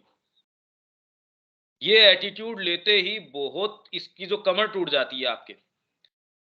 ये जो सारे मूवमेंट्स है, ईर्ष्या है, डाह है, घृणा है, कामना है, हिंसा है, पर ले पाना, हाँ वो एक, वो तो जीवन भर का काम है।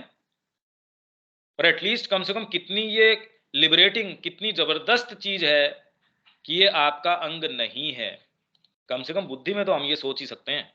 अरे भी करें नहीं करें वो बात की बात है, आप कल्पना नहीं कर सकते कि ये कितना ज्यादा एक आशावान चीज है, एक लिबरेट करने वाली चीज। अच्छा भाई यार ये मेरा अंग है ही नहीं,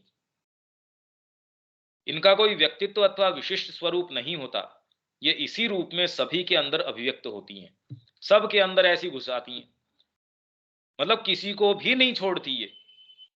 जब तक कि आपका शिफ्ट नहीं हो जाता तब तक तो आप इसी हेमिस्फीयर के अंदर बरत रहे हैं। ये बात तो मेरे ख्याल से क्लियर है, कोई दिक्कत है कि इसके अंदर? नहीं तो हम आगे चलते हैं। क्लियर है जी।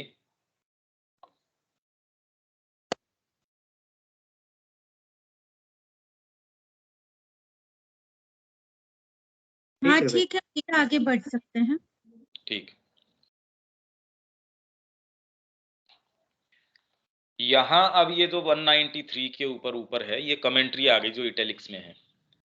ये दो भाग में गीता इसीलिए है क्योंकि मूल जो है वो तो एक एक वॉल्यूम था, एक वॉल्यूम सारा का सारा कमेंट्री है जो अपन ने जोड़ी है। यहां पर यह वर्णन है कि कामना बहुत ही खराब है। किस बात के ऊपर? कि रजोगुण से उत्पन्न होने वाला यह काम है, यह उसका साथी क्रोध है, यह काम सर्वभक्षी महापापी है। इस संसार में इस काम को मानव आत्मा का शत्रु समझ। तो यह वर्णन है कि कामना बहुत ही खराब है, परंतु इसका क्या कारण है, इसे समझ लेना आवश्यक है। हम यहीं से तो शुरू हमने किया था कि भाई एक्चुअल में है क्या ये, किसको कहें, उपयोगिता क्या है, होना चाहिए नहीं होना चाहिए, किससे आप रोको किससे नहीं रोको। यहां जो वर्णन है वह यह है कि कामनाओं का एक समुद्र है। व्यक्ति महसूस करता है कि कामना उसकी अपनी होती है या उसके अपने अंदर से उत्पन्न होती है, जबकि वास्तव में वह बाहर से आती है। कामना एक सतही चीज है। उदाहरण के लिए व्यक्ति के मन में खाने पीने की या अपनी महत्वाकांक्षाओं को पूरा करने की चाह उठती है। देखिए, खाने पीने की आपको लगता है वेहमेंटली आपको पकड़ती है, एक समय के लिए आप खा लेते हैं, उतने समय के लिए वो रुक जाती है। पर महत्वाकांक्षाएं, आप पॉलिटिशियंस, जो एक्चुअल पॉलिटिशियंस हैं, उनको पूछिए महत्वाकांक्षाओं का कोई लिमिट है? ये फिजिकल चीज नहीं है, इसलिए कोई दिक्कत वाली बात नहीं है। आपको सोने की जबरदस्त, मान लो ये है कि मेरे पास सोना ही सोना हो, कितना भी इकट्ठा हो जाओ, वजन तो उठाने के अंदर आपको थकान हो सकती है, क्योंकि फिजिकल की लिमिटेशन है, वाइटल की लिमिटेशन नहीं है। उसके क्या लिमिटेशन है? तो इसीलिए कहते हैं वो बुढ़ा भी हो जाए तो भी उसकी कई चीजें वो कर भी नहीं पाए, कामना थोड़ी चली गई। फिजिकल लिमिटेशन है, वो आपको रोक देती नहीं, उससे कोई अंदर की महत्वाकांक्षाएं थोड़ी चली जाती हैं। इस काम का मूल स्रोत कहां है, ये कामनाएं उठती कहां से हैं? मनुष्य का विकृत या क्रम विकास से आया प्राण ही इन भावों के प्रति प्रत्युत्तर देता है। विकृत या क्रम विकास से आया प्राण, देखिए प्राण आपका जो है, एक तो इन्वोल्यूशन से आया है। इन्वोल्यूशन मतलब पहले ऊपर से चीजें चली। आप अगर ऊपर से हाईएस्ट अगर सच्चिदानंद को मानते हैं, उससे धीरे धीरे धीरे धीरे एक एक सीढ़ियां नीचे चेतना का जो है अवक्रमण हुआ, निवर्तन हुआ, इन्वोल्यूशन हुआ। जब वो धीरे धीरे एकदम नेसेंस के अंदर चली गई, तब वो कह रहे हैं इसका फिर क्रम विकास वहां से उठना शुरू हुआ। तो ऐसे क्रम विकास में जब पहले जड़ तत्व है, जड़ तत्व भी अचेतन से बहुत ज्यादा चेतन अवस्था है जब आपका जड़ तत्व आता है। उसके बाद जब प्राण आया क्रम विकास से, उसमें ये विकृति है, इन भावों के प्रति प्रत्युत्तर देता है, मतलब उसके प्रति संवेदनशील है। तो हम जो सोचते हैं कि खाने के प्रति, इनके प्रति, जिनके समस्या ही नहीं है उनके तो उठती नहीं ये चीज। आज हम बात करें कि ये लोक के अंदर, वो लोक के अंदर, देवताओं को इस तरीके की नहीं है, पर जिनके जो है वैसी तो हैं। आज एक गरीब आदमी है, उसके बेचारे के खाने पीने की समस्या है, तो उसकी जो कामनाएं हैं वो अलग स्तर की हैं। जिसके बिल्कुल संपन्नता है उसके कभी विचार ही नहीं उठता, तो इसका मतलब क्या कामना चली गई? तो ये आ कहां से रही है? ये जो क्रम विकास से आया आपका प्राण है, जो नीचे से आया है, नीचे से प्रस्फुटित होके आया है, तो उसके अंदर क्या है? प्राण के अंदर आपका जड़ तत्व शामिल है, और मन के अंदर ये वाला प्राण जो क्रम विकास से आया है वो वाला शामिल है। सबसे मोटी समस्या यही है। नीचे से कोई पौधा उग रहा है, उसकी जड़ है नेसेंस के अंदर, सबकॉन्शियस के अंदर, उससे वो उग के जड़ तत्व में आया, उसका रस आपके प्राण में आया, उसका रस आपके मन में आया। तो इसीलिए जब ये वाला पेड़ है जिसमें आपकी जो जड़ है, वो जब तक, तो श्री अरविंद की जो ये सारी की सारी फिलोसफी है कि जब तक सुप्रामेंटल आके वहां उसको अनवेल नहीं कर देता, चेतना से उसको सराबोर नहीं कर देता, तब तक कोई चीज नहीं हो सकती।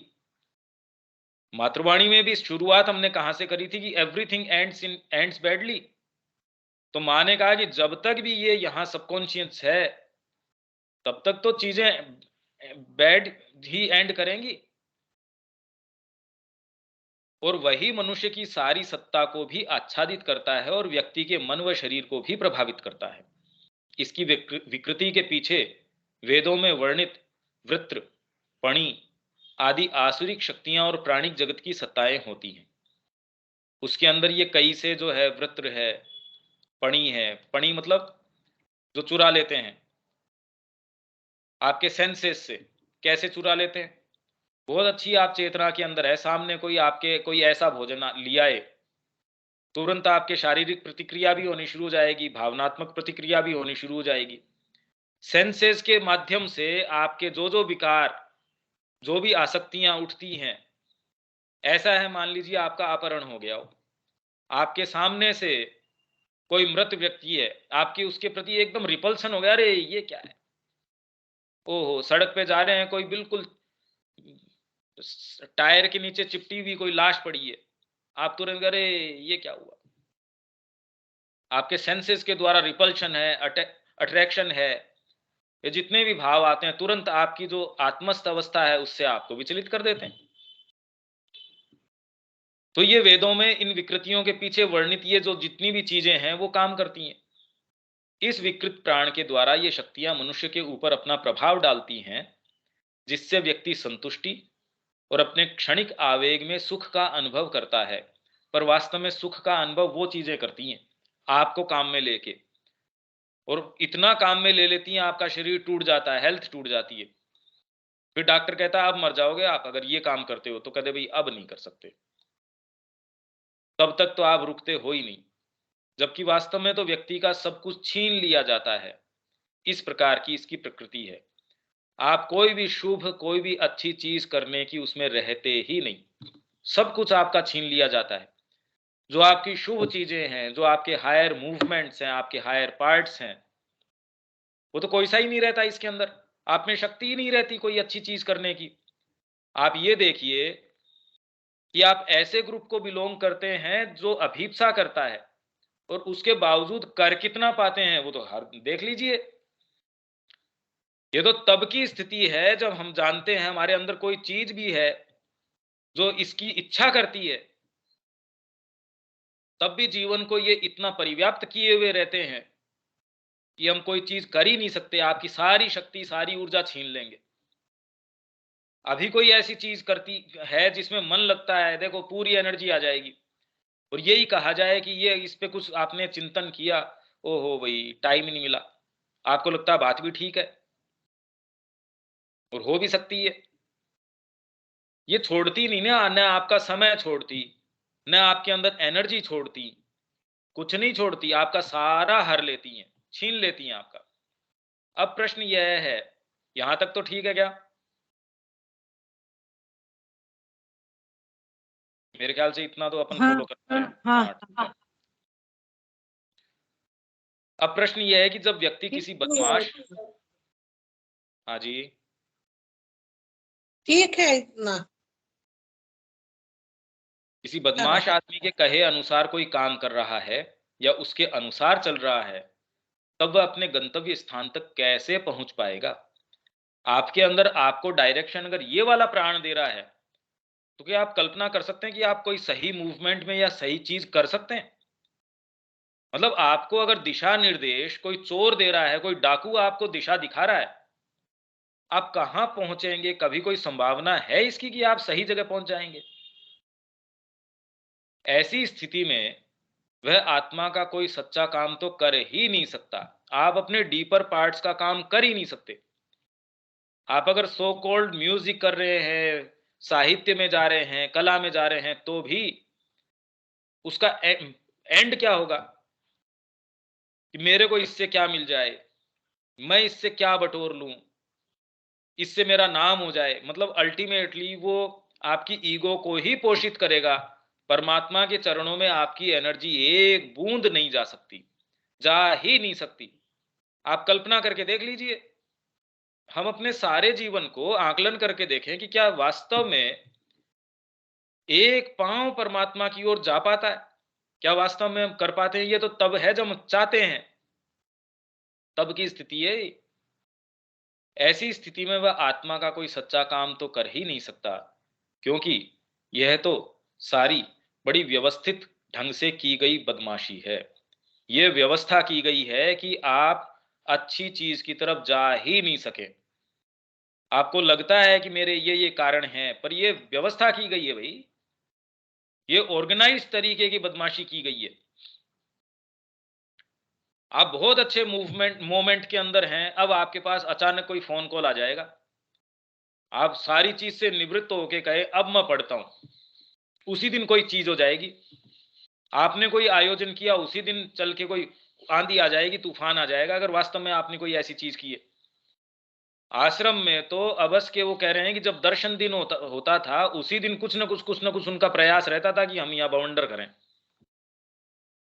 हमेशा ही व्यक्तिगत जीवन में आप इसलिए महसूस नहीं कर पाते क्योंकि आप इतने भाई, आप कौन सी भेड़ जो है उसका ज्यादा ध्यान रखेंगे जिसकी आपको ये चिंता हो कि बाड़ा तोड़ के बाहर नहीं भाग जाए। जो आराम से वहां चल रही है उसके पीछे आप चिंता करेंगे क्या? आप कहेंगे ये वाली भेड़ बड़ी सिंसियर है, ये आराम से यहाँ चल रही है, कभी कभी माता जी की भी बात कर लेती है, तो आपको कोई चिंता नहीं होती। अब आप देख लो कि आप कौन से वालों के अंदर हो। क्या आपकी कोई उनको चिंता है?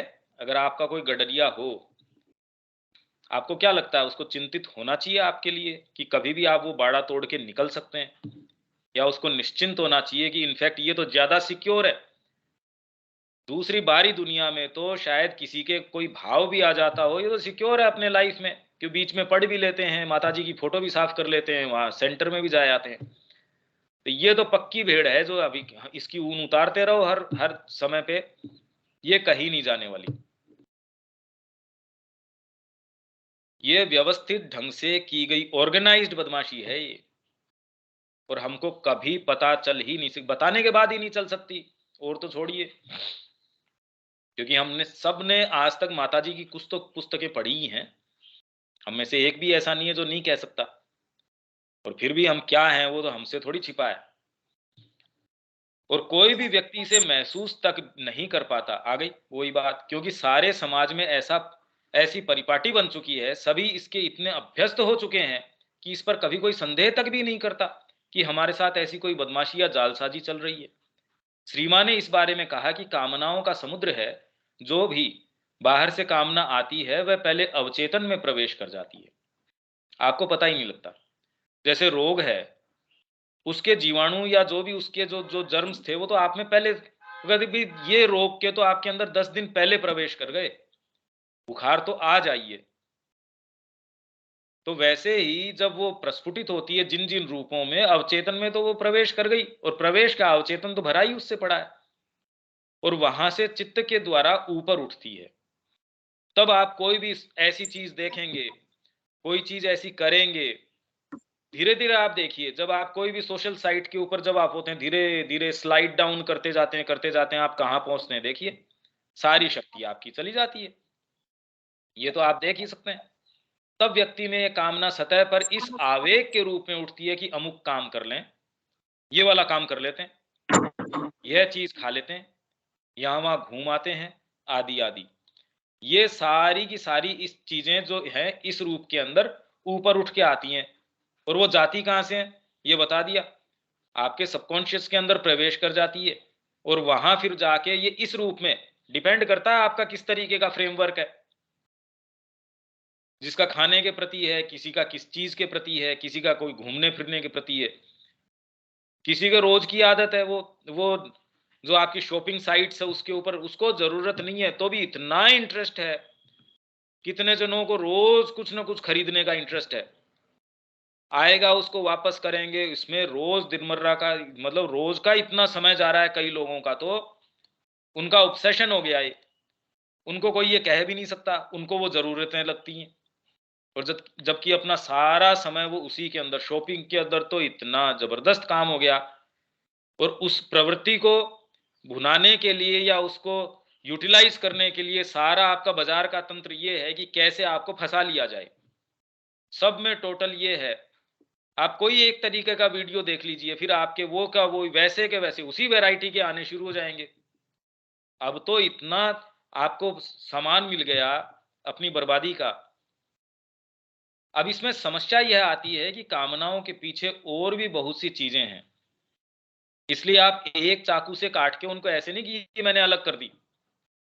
जैसे इच्छा शक्ति, संकल्प शक्ति, आदि आदि, इन चीजों में भेद कर पाना आसान नहीं है, जैसे कि विवेक अभी कह रहा था, और न ही इस स्तर पर व्यक्ति इन चीजों से सामना या मुकाबला ही कर सकता है, क्योंकि जब तक आप ऊपर नहीं उठते तब तक तो कामना के द्वारा ही चालित हो। जब तक आपके अंदर कोई दूसरी सत्ता का अंग नहीं है, जब तक आपको संकल्प शक्ति है ही नहीं, तब तक तो जब हम ये कहते हैं कि पत्ता पत्ता जो है भगवान की इच्छा से चलता है, तो वास्तव में अल्टीमेटली कर आप वही रहे हैं जो भगवान चाहते हैं। पर ये आपकी कामनाओं को जस्टिफाई करने का तरीका नहीं है। भगवान चाह रहे थे इसलिए मैं जा रहा था पकौड़ियां खा ली, पर एंड रिजल्ट वही है, सचेतन रूप से नहीं है। भाई पशु के साथ कोई ऐसी कोई दिक्कत वाली बात नहीं है, पर आपको बुद्धि और विवेक भी दिया हुआ है। तो ये कह देना, जैसे पहले पहले भी आया था, भाई ये तो प्रकृति का मूवमेंट है, मैं क्या करूं, प्रकृति ऐसी है। माँ ने जैसे पहले कहा था, तो अगर आप ये दलील देते हैं तो माने का आप 100 साल भी तो ऐसे करते रहेंगे, you will not have stepped one step further. आपने एक कदम आगे, ये डिस्कशन भी पहले आया था ना, क्योंकि ये सारे भाव सतह पर तो कामनाओं के रूप में उठते हैं, और यदि व्यक्ति इनका विरोध करता रहे तो जीवित ही नहीं रह सकेगा। आप कहते मेरे को भोजन में रस आ रहा, अब मैं नहीं करूंगा। अरे यार कैसे नहीं करोगे, मर जाओगे। तो क्या भोजन में रस नहीं लेना चाहिए? तो फिर ऐसा खराब खाना बनाओ कि उसमें रस नहीं आए, मतलब ये कोई दलील थोड़ी हुई। मैं ये फल खा रहा हूं, बड़ा अच्छा फल है। आप चयन कैसे करेंगे अच्छे और बुरे का? नहीं तो कहते नहीं इसमें तो मेरे को रस आ रहा है, तो कल से ऐसा मेरे को आम दिया करो जो एकदम कड़वा हो। अगर वो मीठा प्रकृति दे रही है तो उसमें कोई कड़वी चीज मिलाओ, तो मैं अपने आप को सबक सिखाता हूं। ये हम एक दूसरे एक्सट्रीम पे चले गए, ये भी विकृति है। अरे भी सहज क्यों नहीं हो सकते? इस तरीके के व्यावहारिक अनुभव की बातों का सामान्यतः पुस्तकों में वर्णन नहीं मिलता। ये जो चीजें अभी बात की जा रही हैं, ये व्यावहारिक अनुभव है, ये प्रैक्टिकल अनुभव की बात है, प्रैक्टिकल बातें हैं ये। यही मैं कह रहा था कि ये जो चीजें हैं कभी कोई साहित्य में तो हमको नजर ही नहीं आती। आपको सिद्धांत बता देंगे, पर आप कहेंगे अभी मेरा जीवन ऐसा नहीं है, यहां से मैं वहां कैसे जाऊं ये बताओ। क्योंकि ऐसा करना आसान नहीं है। अब जटिल समस्या यह है कि कामनाओं पर काबू कैसे किया जाए, उन पर लगाम कैसे लगाई जाए। इसीलिए भले ही इस पर काबू करने की या इस पर लगाम लगाम कसने की शिक्षा तो बहुत दी जाती है, परंतु उसका अनुसरण कदाचित ही कोई कर पाता है।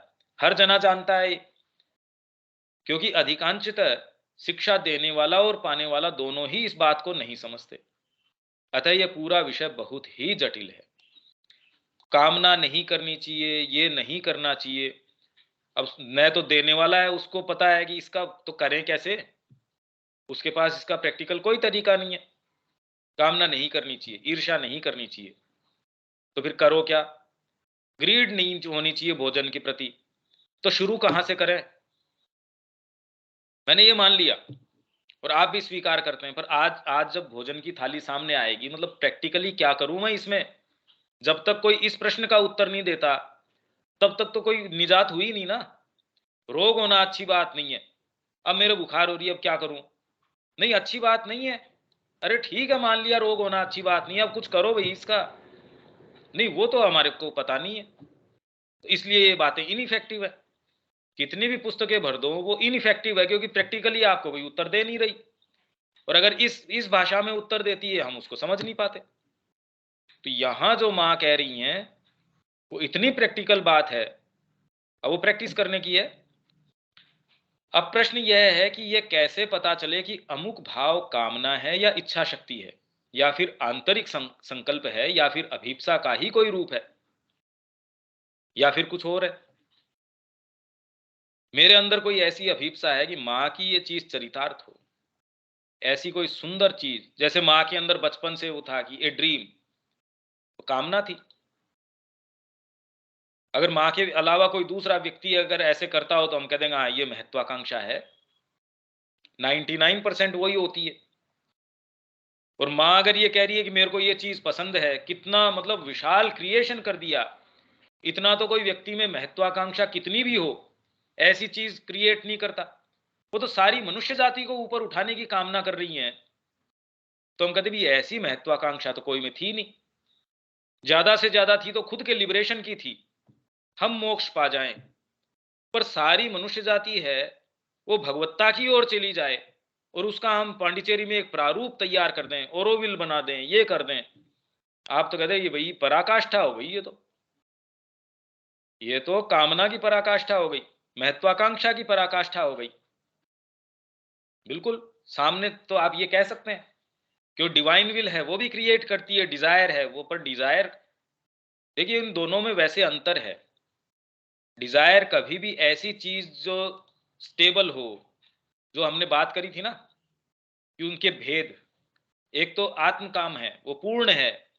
अगर अंदर से कोई क्रिएट कर रहे हैं वो तो सारी चीजें हमने, और ये ट्रबल्ड रहती है, इसमें इनसफिशियंसी रहती है। कितनी भी आप पूर्ति कर दें कामना की, वो सफिशियंसी आती ही नहीं, क्योंकि मूवमेंट ही गलत है वो। कामना मतलब आप में अभाव है, तो अभाव कभी भी पूर्ति कैसे कर देगा? वही आप पूर्ण काम, मतलब पूर्ण हैं आप, उसके द्वारा आप कोई चीज कर रहे हैं, वो एक्सप्रेशन के लिए, उसमें आनंद ही दूसरा है। उसमें पूर्ति बिना पूर्ति कोई ऐसी बात ही नहीं है। जब तक आपने साइकोलॉजिकली ये मूवमेंट्स को थोड़ा बहुत महसूस नहीं किया हो, तब तक तो इन बातों को अप्रिशिएट करना बड़ा मुश्किल है। क्योंकि यदि सारी उत्प्रेरणाओं को कामना ही मान लिया जाए और सभी को कामना कहकर त्याग दिया जाए, तब तो व्यक्ति जीवित ही नहीं रह पाएगा।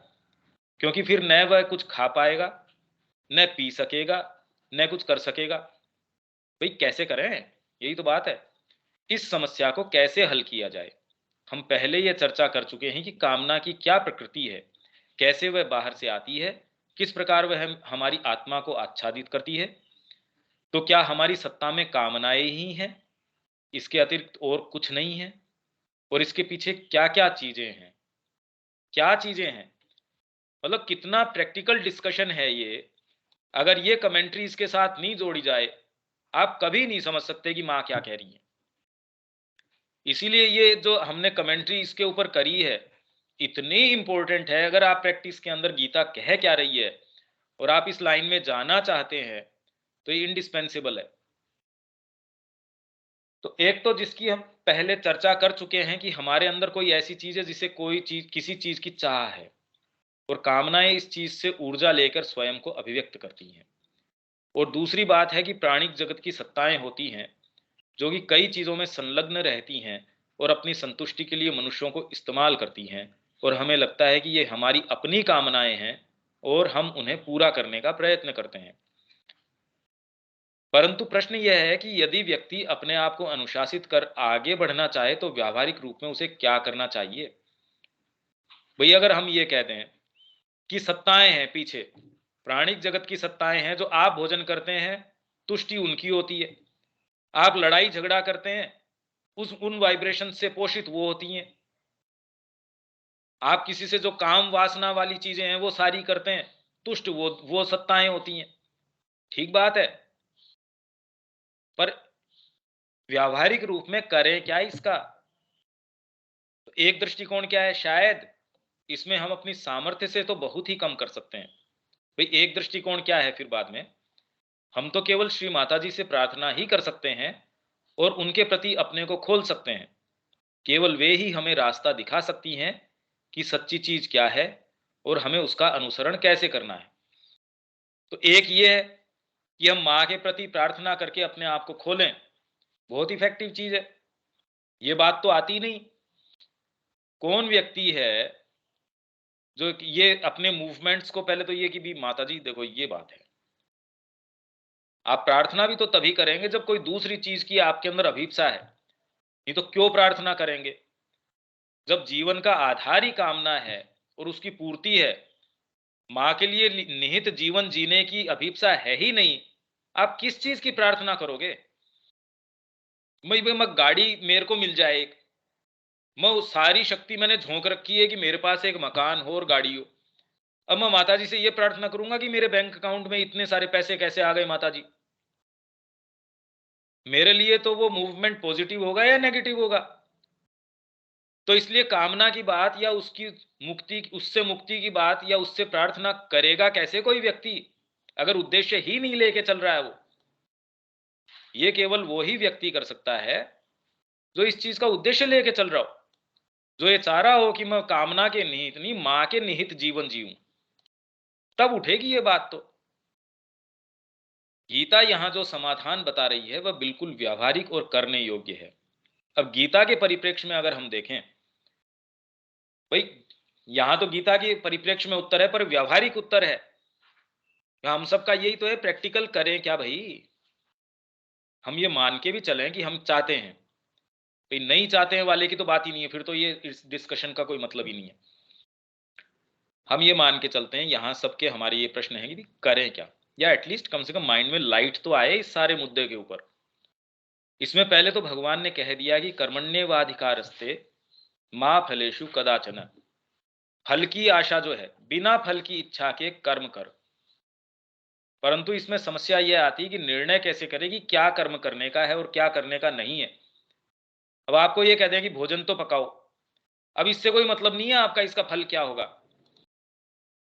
चलो ठीक है, ये भी बात ठीक है कि मैं बिना फल के, पहली बात तो ये हो ही नहीं सकता इस तरीके से। पर आप कहो कि मेरे को अब खाना पकाना चाहिए या इस समय झाड़ू निकालनी चाहिए, अब ये निर्णय कैसे करें?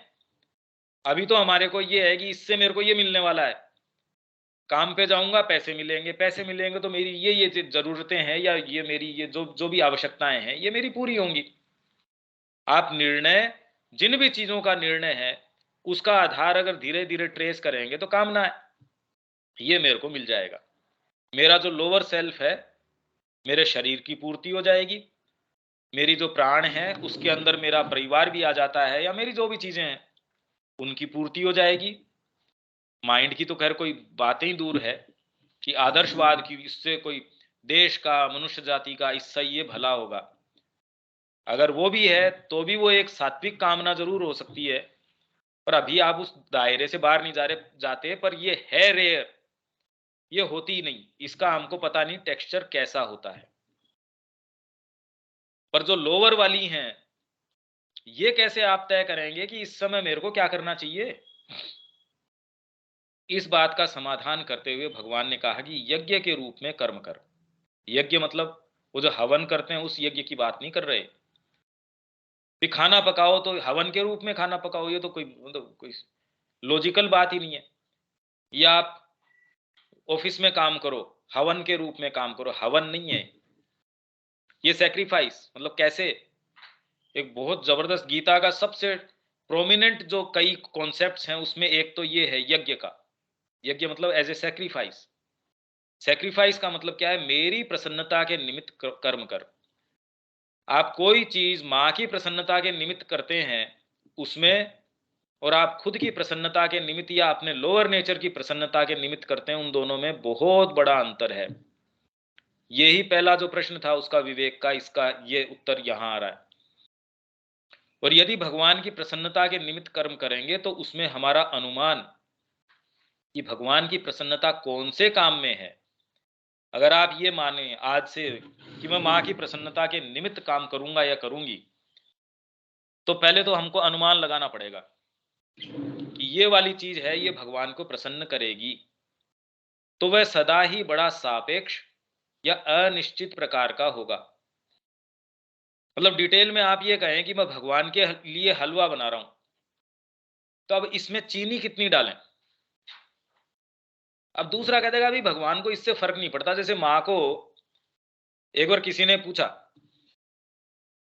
कि माँ इसके अंदर कितने क्यूब ऑफ शुगर इसमें डालना चाहिए, माँ ने कहा भी इससे कोई फर्क नहीं पड़ता। पर बाद में जब वो पब्लिश हो रही थी वो चीज, तब माँ ने कहा नहीं नहीं, इट डज मैटर, भगवान को इससे फर्क पड़ता है कि आप कितने क्यूब उसके अंदर चीनी डाल रहे हैं। पर हाँ, आप जब शुरू करेंगे कि भगवान की प्रसन्नता के निमित्त कौन सा काम करें, तो सापेक्ष मतलब रिलेटिव तरीके का है और अनिश्चित प्रकार का है, भी हम तो नहीं जानते। क्योंकि यज्ञ पहले तामसिक होता है, फिर राजसिक, और उसके बाद सात्विक। हालांकि इसमें भी अगर आप ये मान के चलें कि भी मेरे को भगवान की प्रसन्नता के लिए करना है, तो आप ये तो नहीं कर सकते तुरंत कई चीजों के ऊपर तो लगाम स्वतः ही। बहुत सारी ऐसी चीजें हैं जिनको आप इसके थ्रू पास नहीं कर सकते। आप शराब नहीं पी सकते भाई, आप ये कहें भगवान की प्रसन्नता मेरे शराब पीने में है, मेरे को नहीं लगता ये दलील कोई देने वाला है। या कोई आप ऐसा कोई काम बताएं जो आप कहते हैं कि भाई ये भगवान की प्रसन्नता इसके अंदर है, तो पहले तो आप अनुमान भी लगाएंगे तो उस अनुमान के अंदर कई चीजें आपको पता है भैया ये तो नहीं हो सकती। मेरी जो चुगली करने की आदतें हैं उससे भगवान बहुत प्रसन्न होते हैं, ऐसा मेरे को नहीं लगता कि शायद कोई कहेगा। या मेरे अंदर ये चीजें हैं, तो आपके बहुत सारे मूवमेंट तो आपकी बुद्धि है। बुद्धि तो एक स्थान है भाई, आपने कह दिया बुद्धि, मतलब क्या इससे कोई टच थोड़ी कर सकते हैं कोई चीज। बुद्धि भी तो एक रिलेटिव चीज है, एक ऐसा स्थान है। जैसे ही आप में ये सिंसियर मूवमेंट आ जाता है कि माँ की प्रसन्नता किस चीज में है, बुद्धि आपको इंडिकेट कर देगी ये है। और धीरे धीरे उस बुद्धि का स्वरूप भी चेंज होता जाता है, फिर बाद में कोई सामान्य बुद्धि नहीं रहती वो। जब आप धीरे धीरे इस पथ के ऊपर जाते हैं तो बुद्धि भी फिर बाद में उसमें और इंट्यूटाइज्ड हो जाती है, वो उसके अंदर आपके अंतर्भास आना शुरू हो जाता है। वो कहना शुरू कर देगी आपको नहीं नहीं ये नहीं ये। हाँ, पर शुरुआत तो कहीं से, तो इसीलिए तो ये कह रहे हैं यज्ञ पहले तामसिक। तामसिक तो बिल्कुल खुद के ऊपर आधारित है। फिर राजसिक, जो ये मानता है नहीं नहीं, जैसे बच्चा है, मेरे को खिलौना दे दो, मेरे को ये दे दो, मेरे को ही वो दे दो। राजसिक होता है तो वो ये कहता है भैया ऐसा है, अगर मेरे को कुछ प्राप्त करना है तो मेरे को समाज को भी कंसीडर करना पड़ेगा, परिवार को भी कंसीडर करना पड़ेगा। पॉलिटिशियंस जो बहुत ज्यादा सफल हैं, वो ये जानते हैं कि समाज का काम मैं करूंगा तो मेरे को भी इससे ये मिलने वाला है।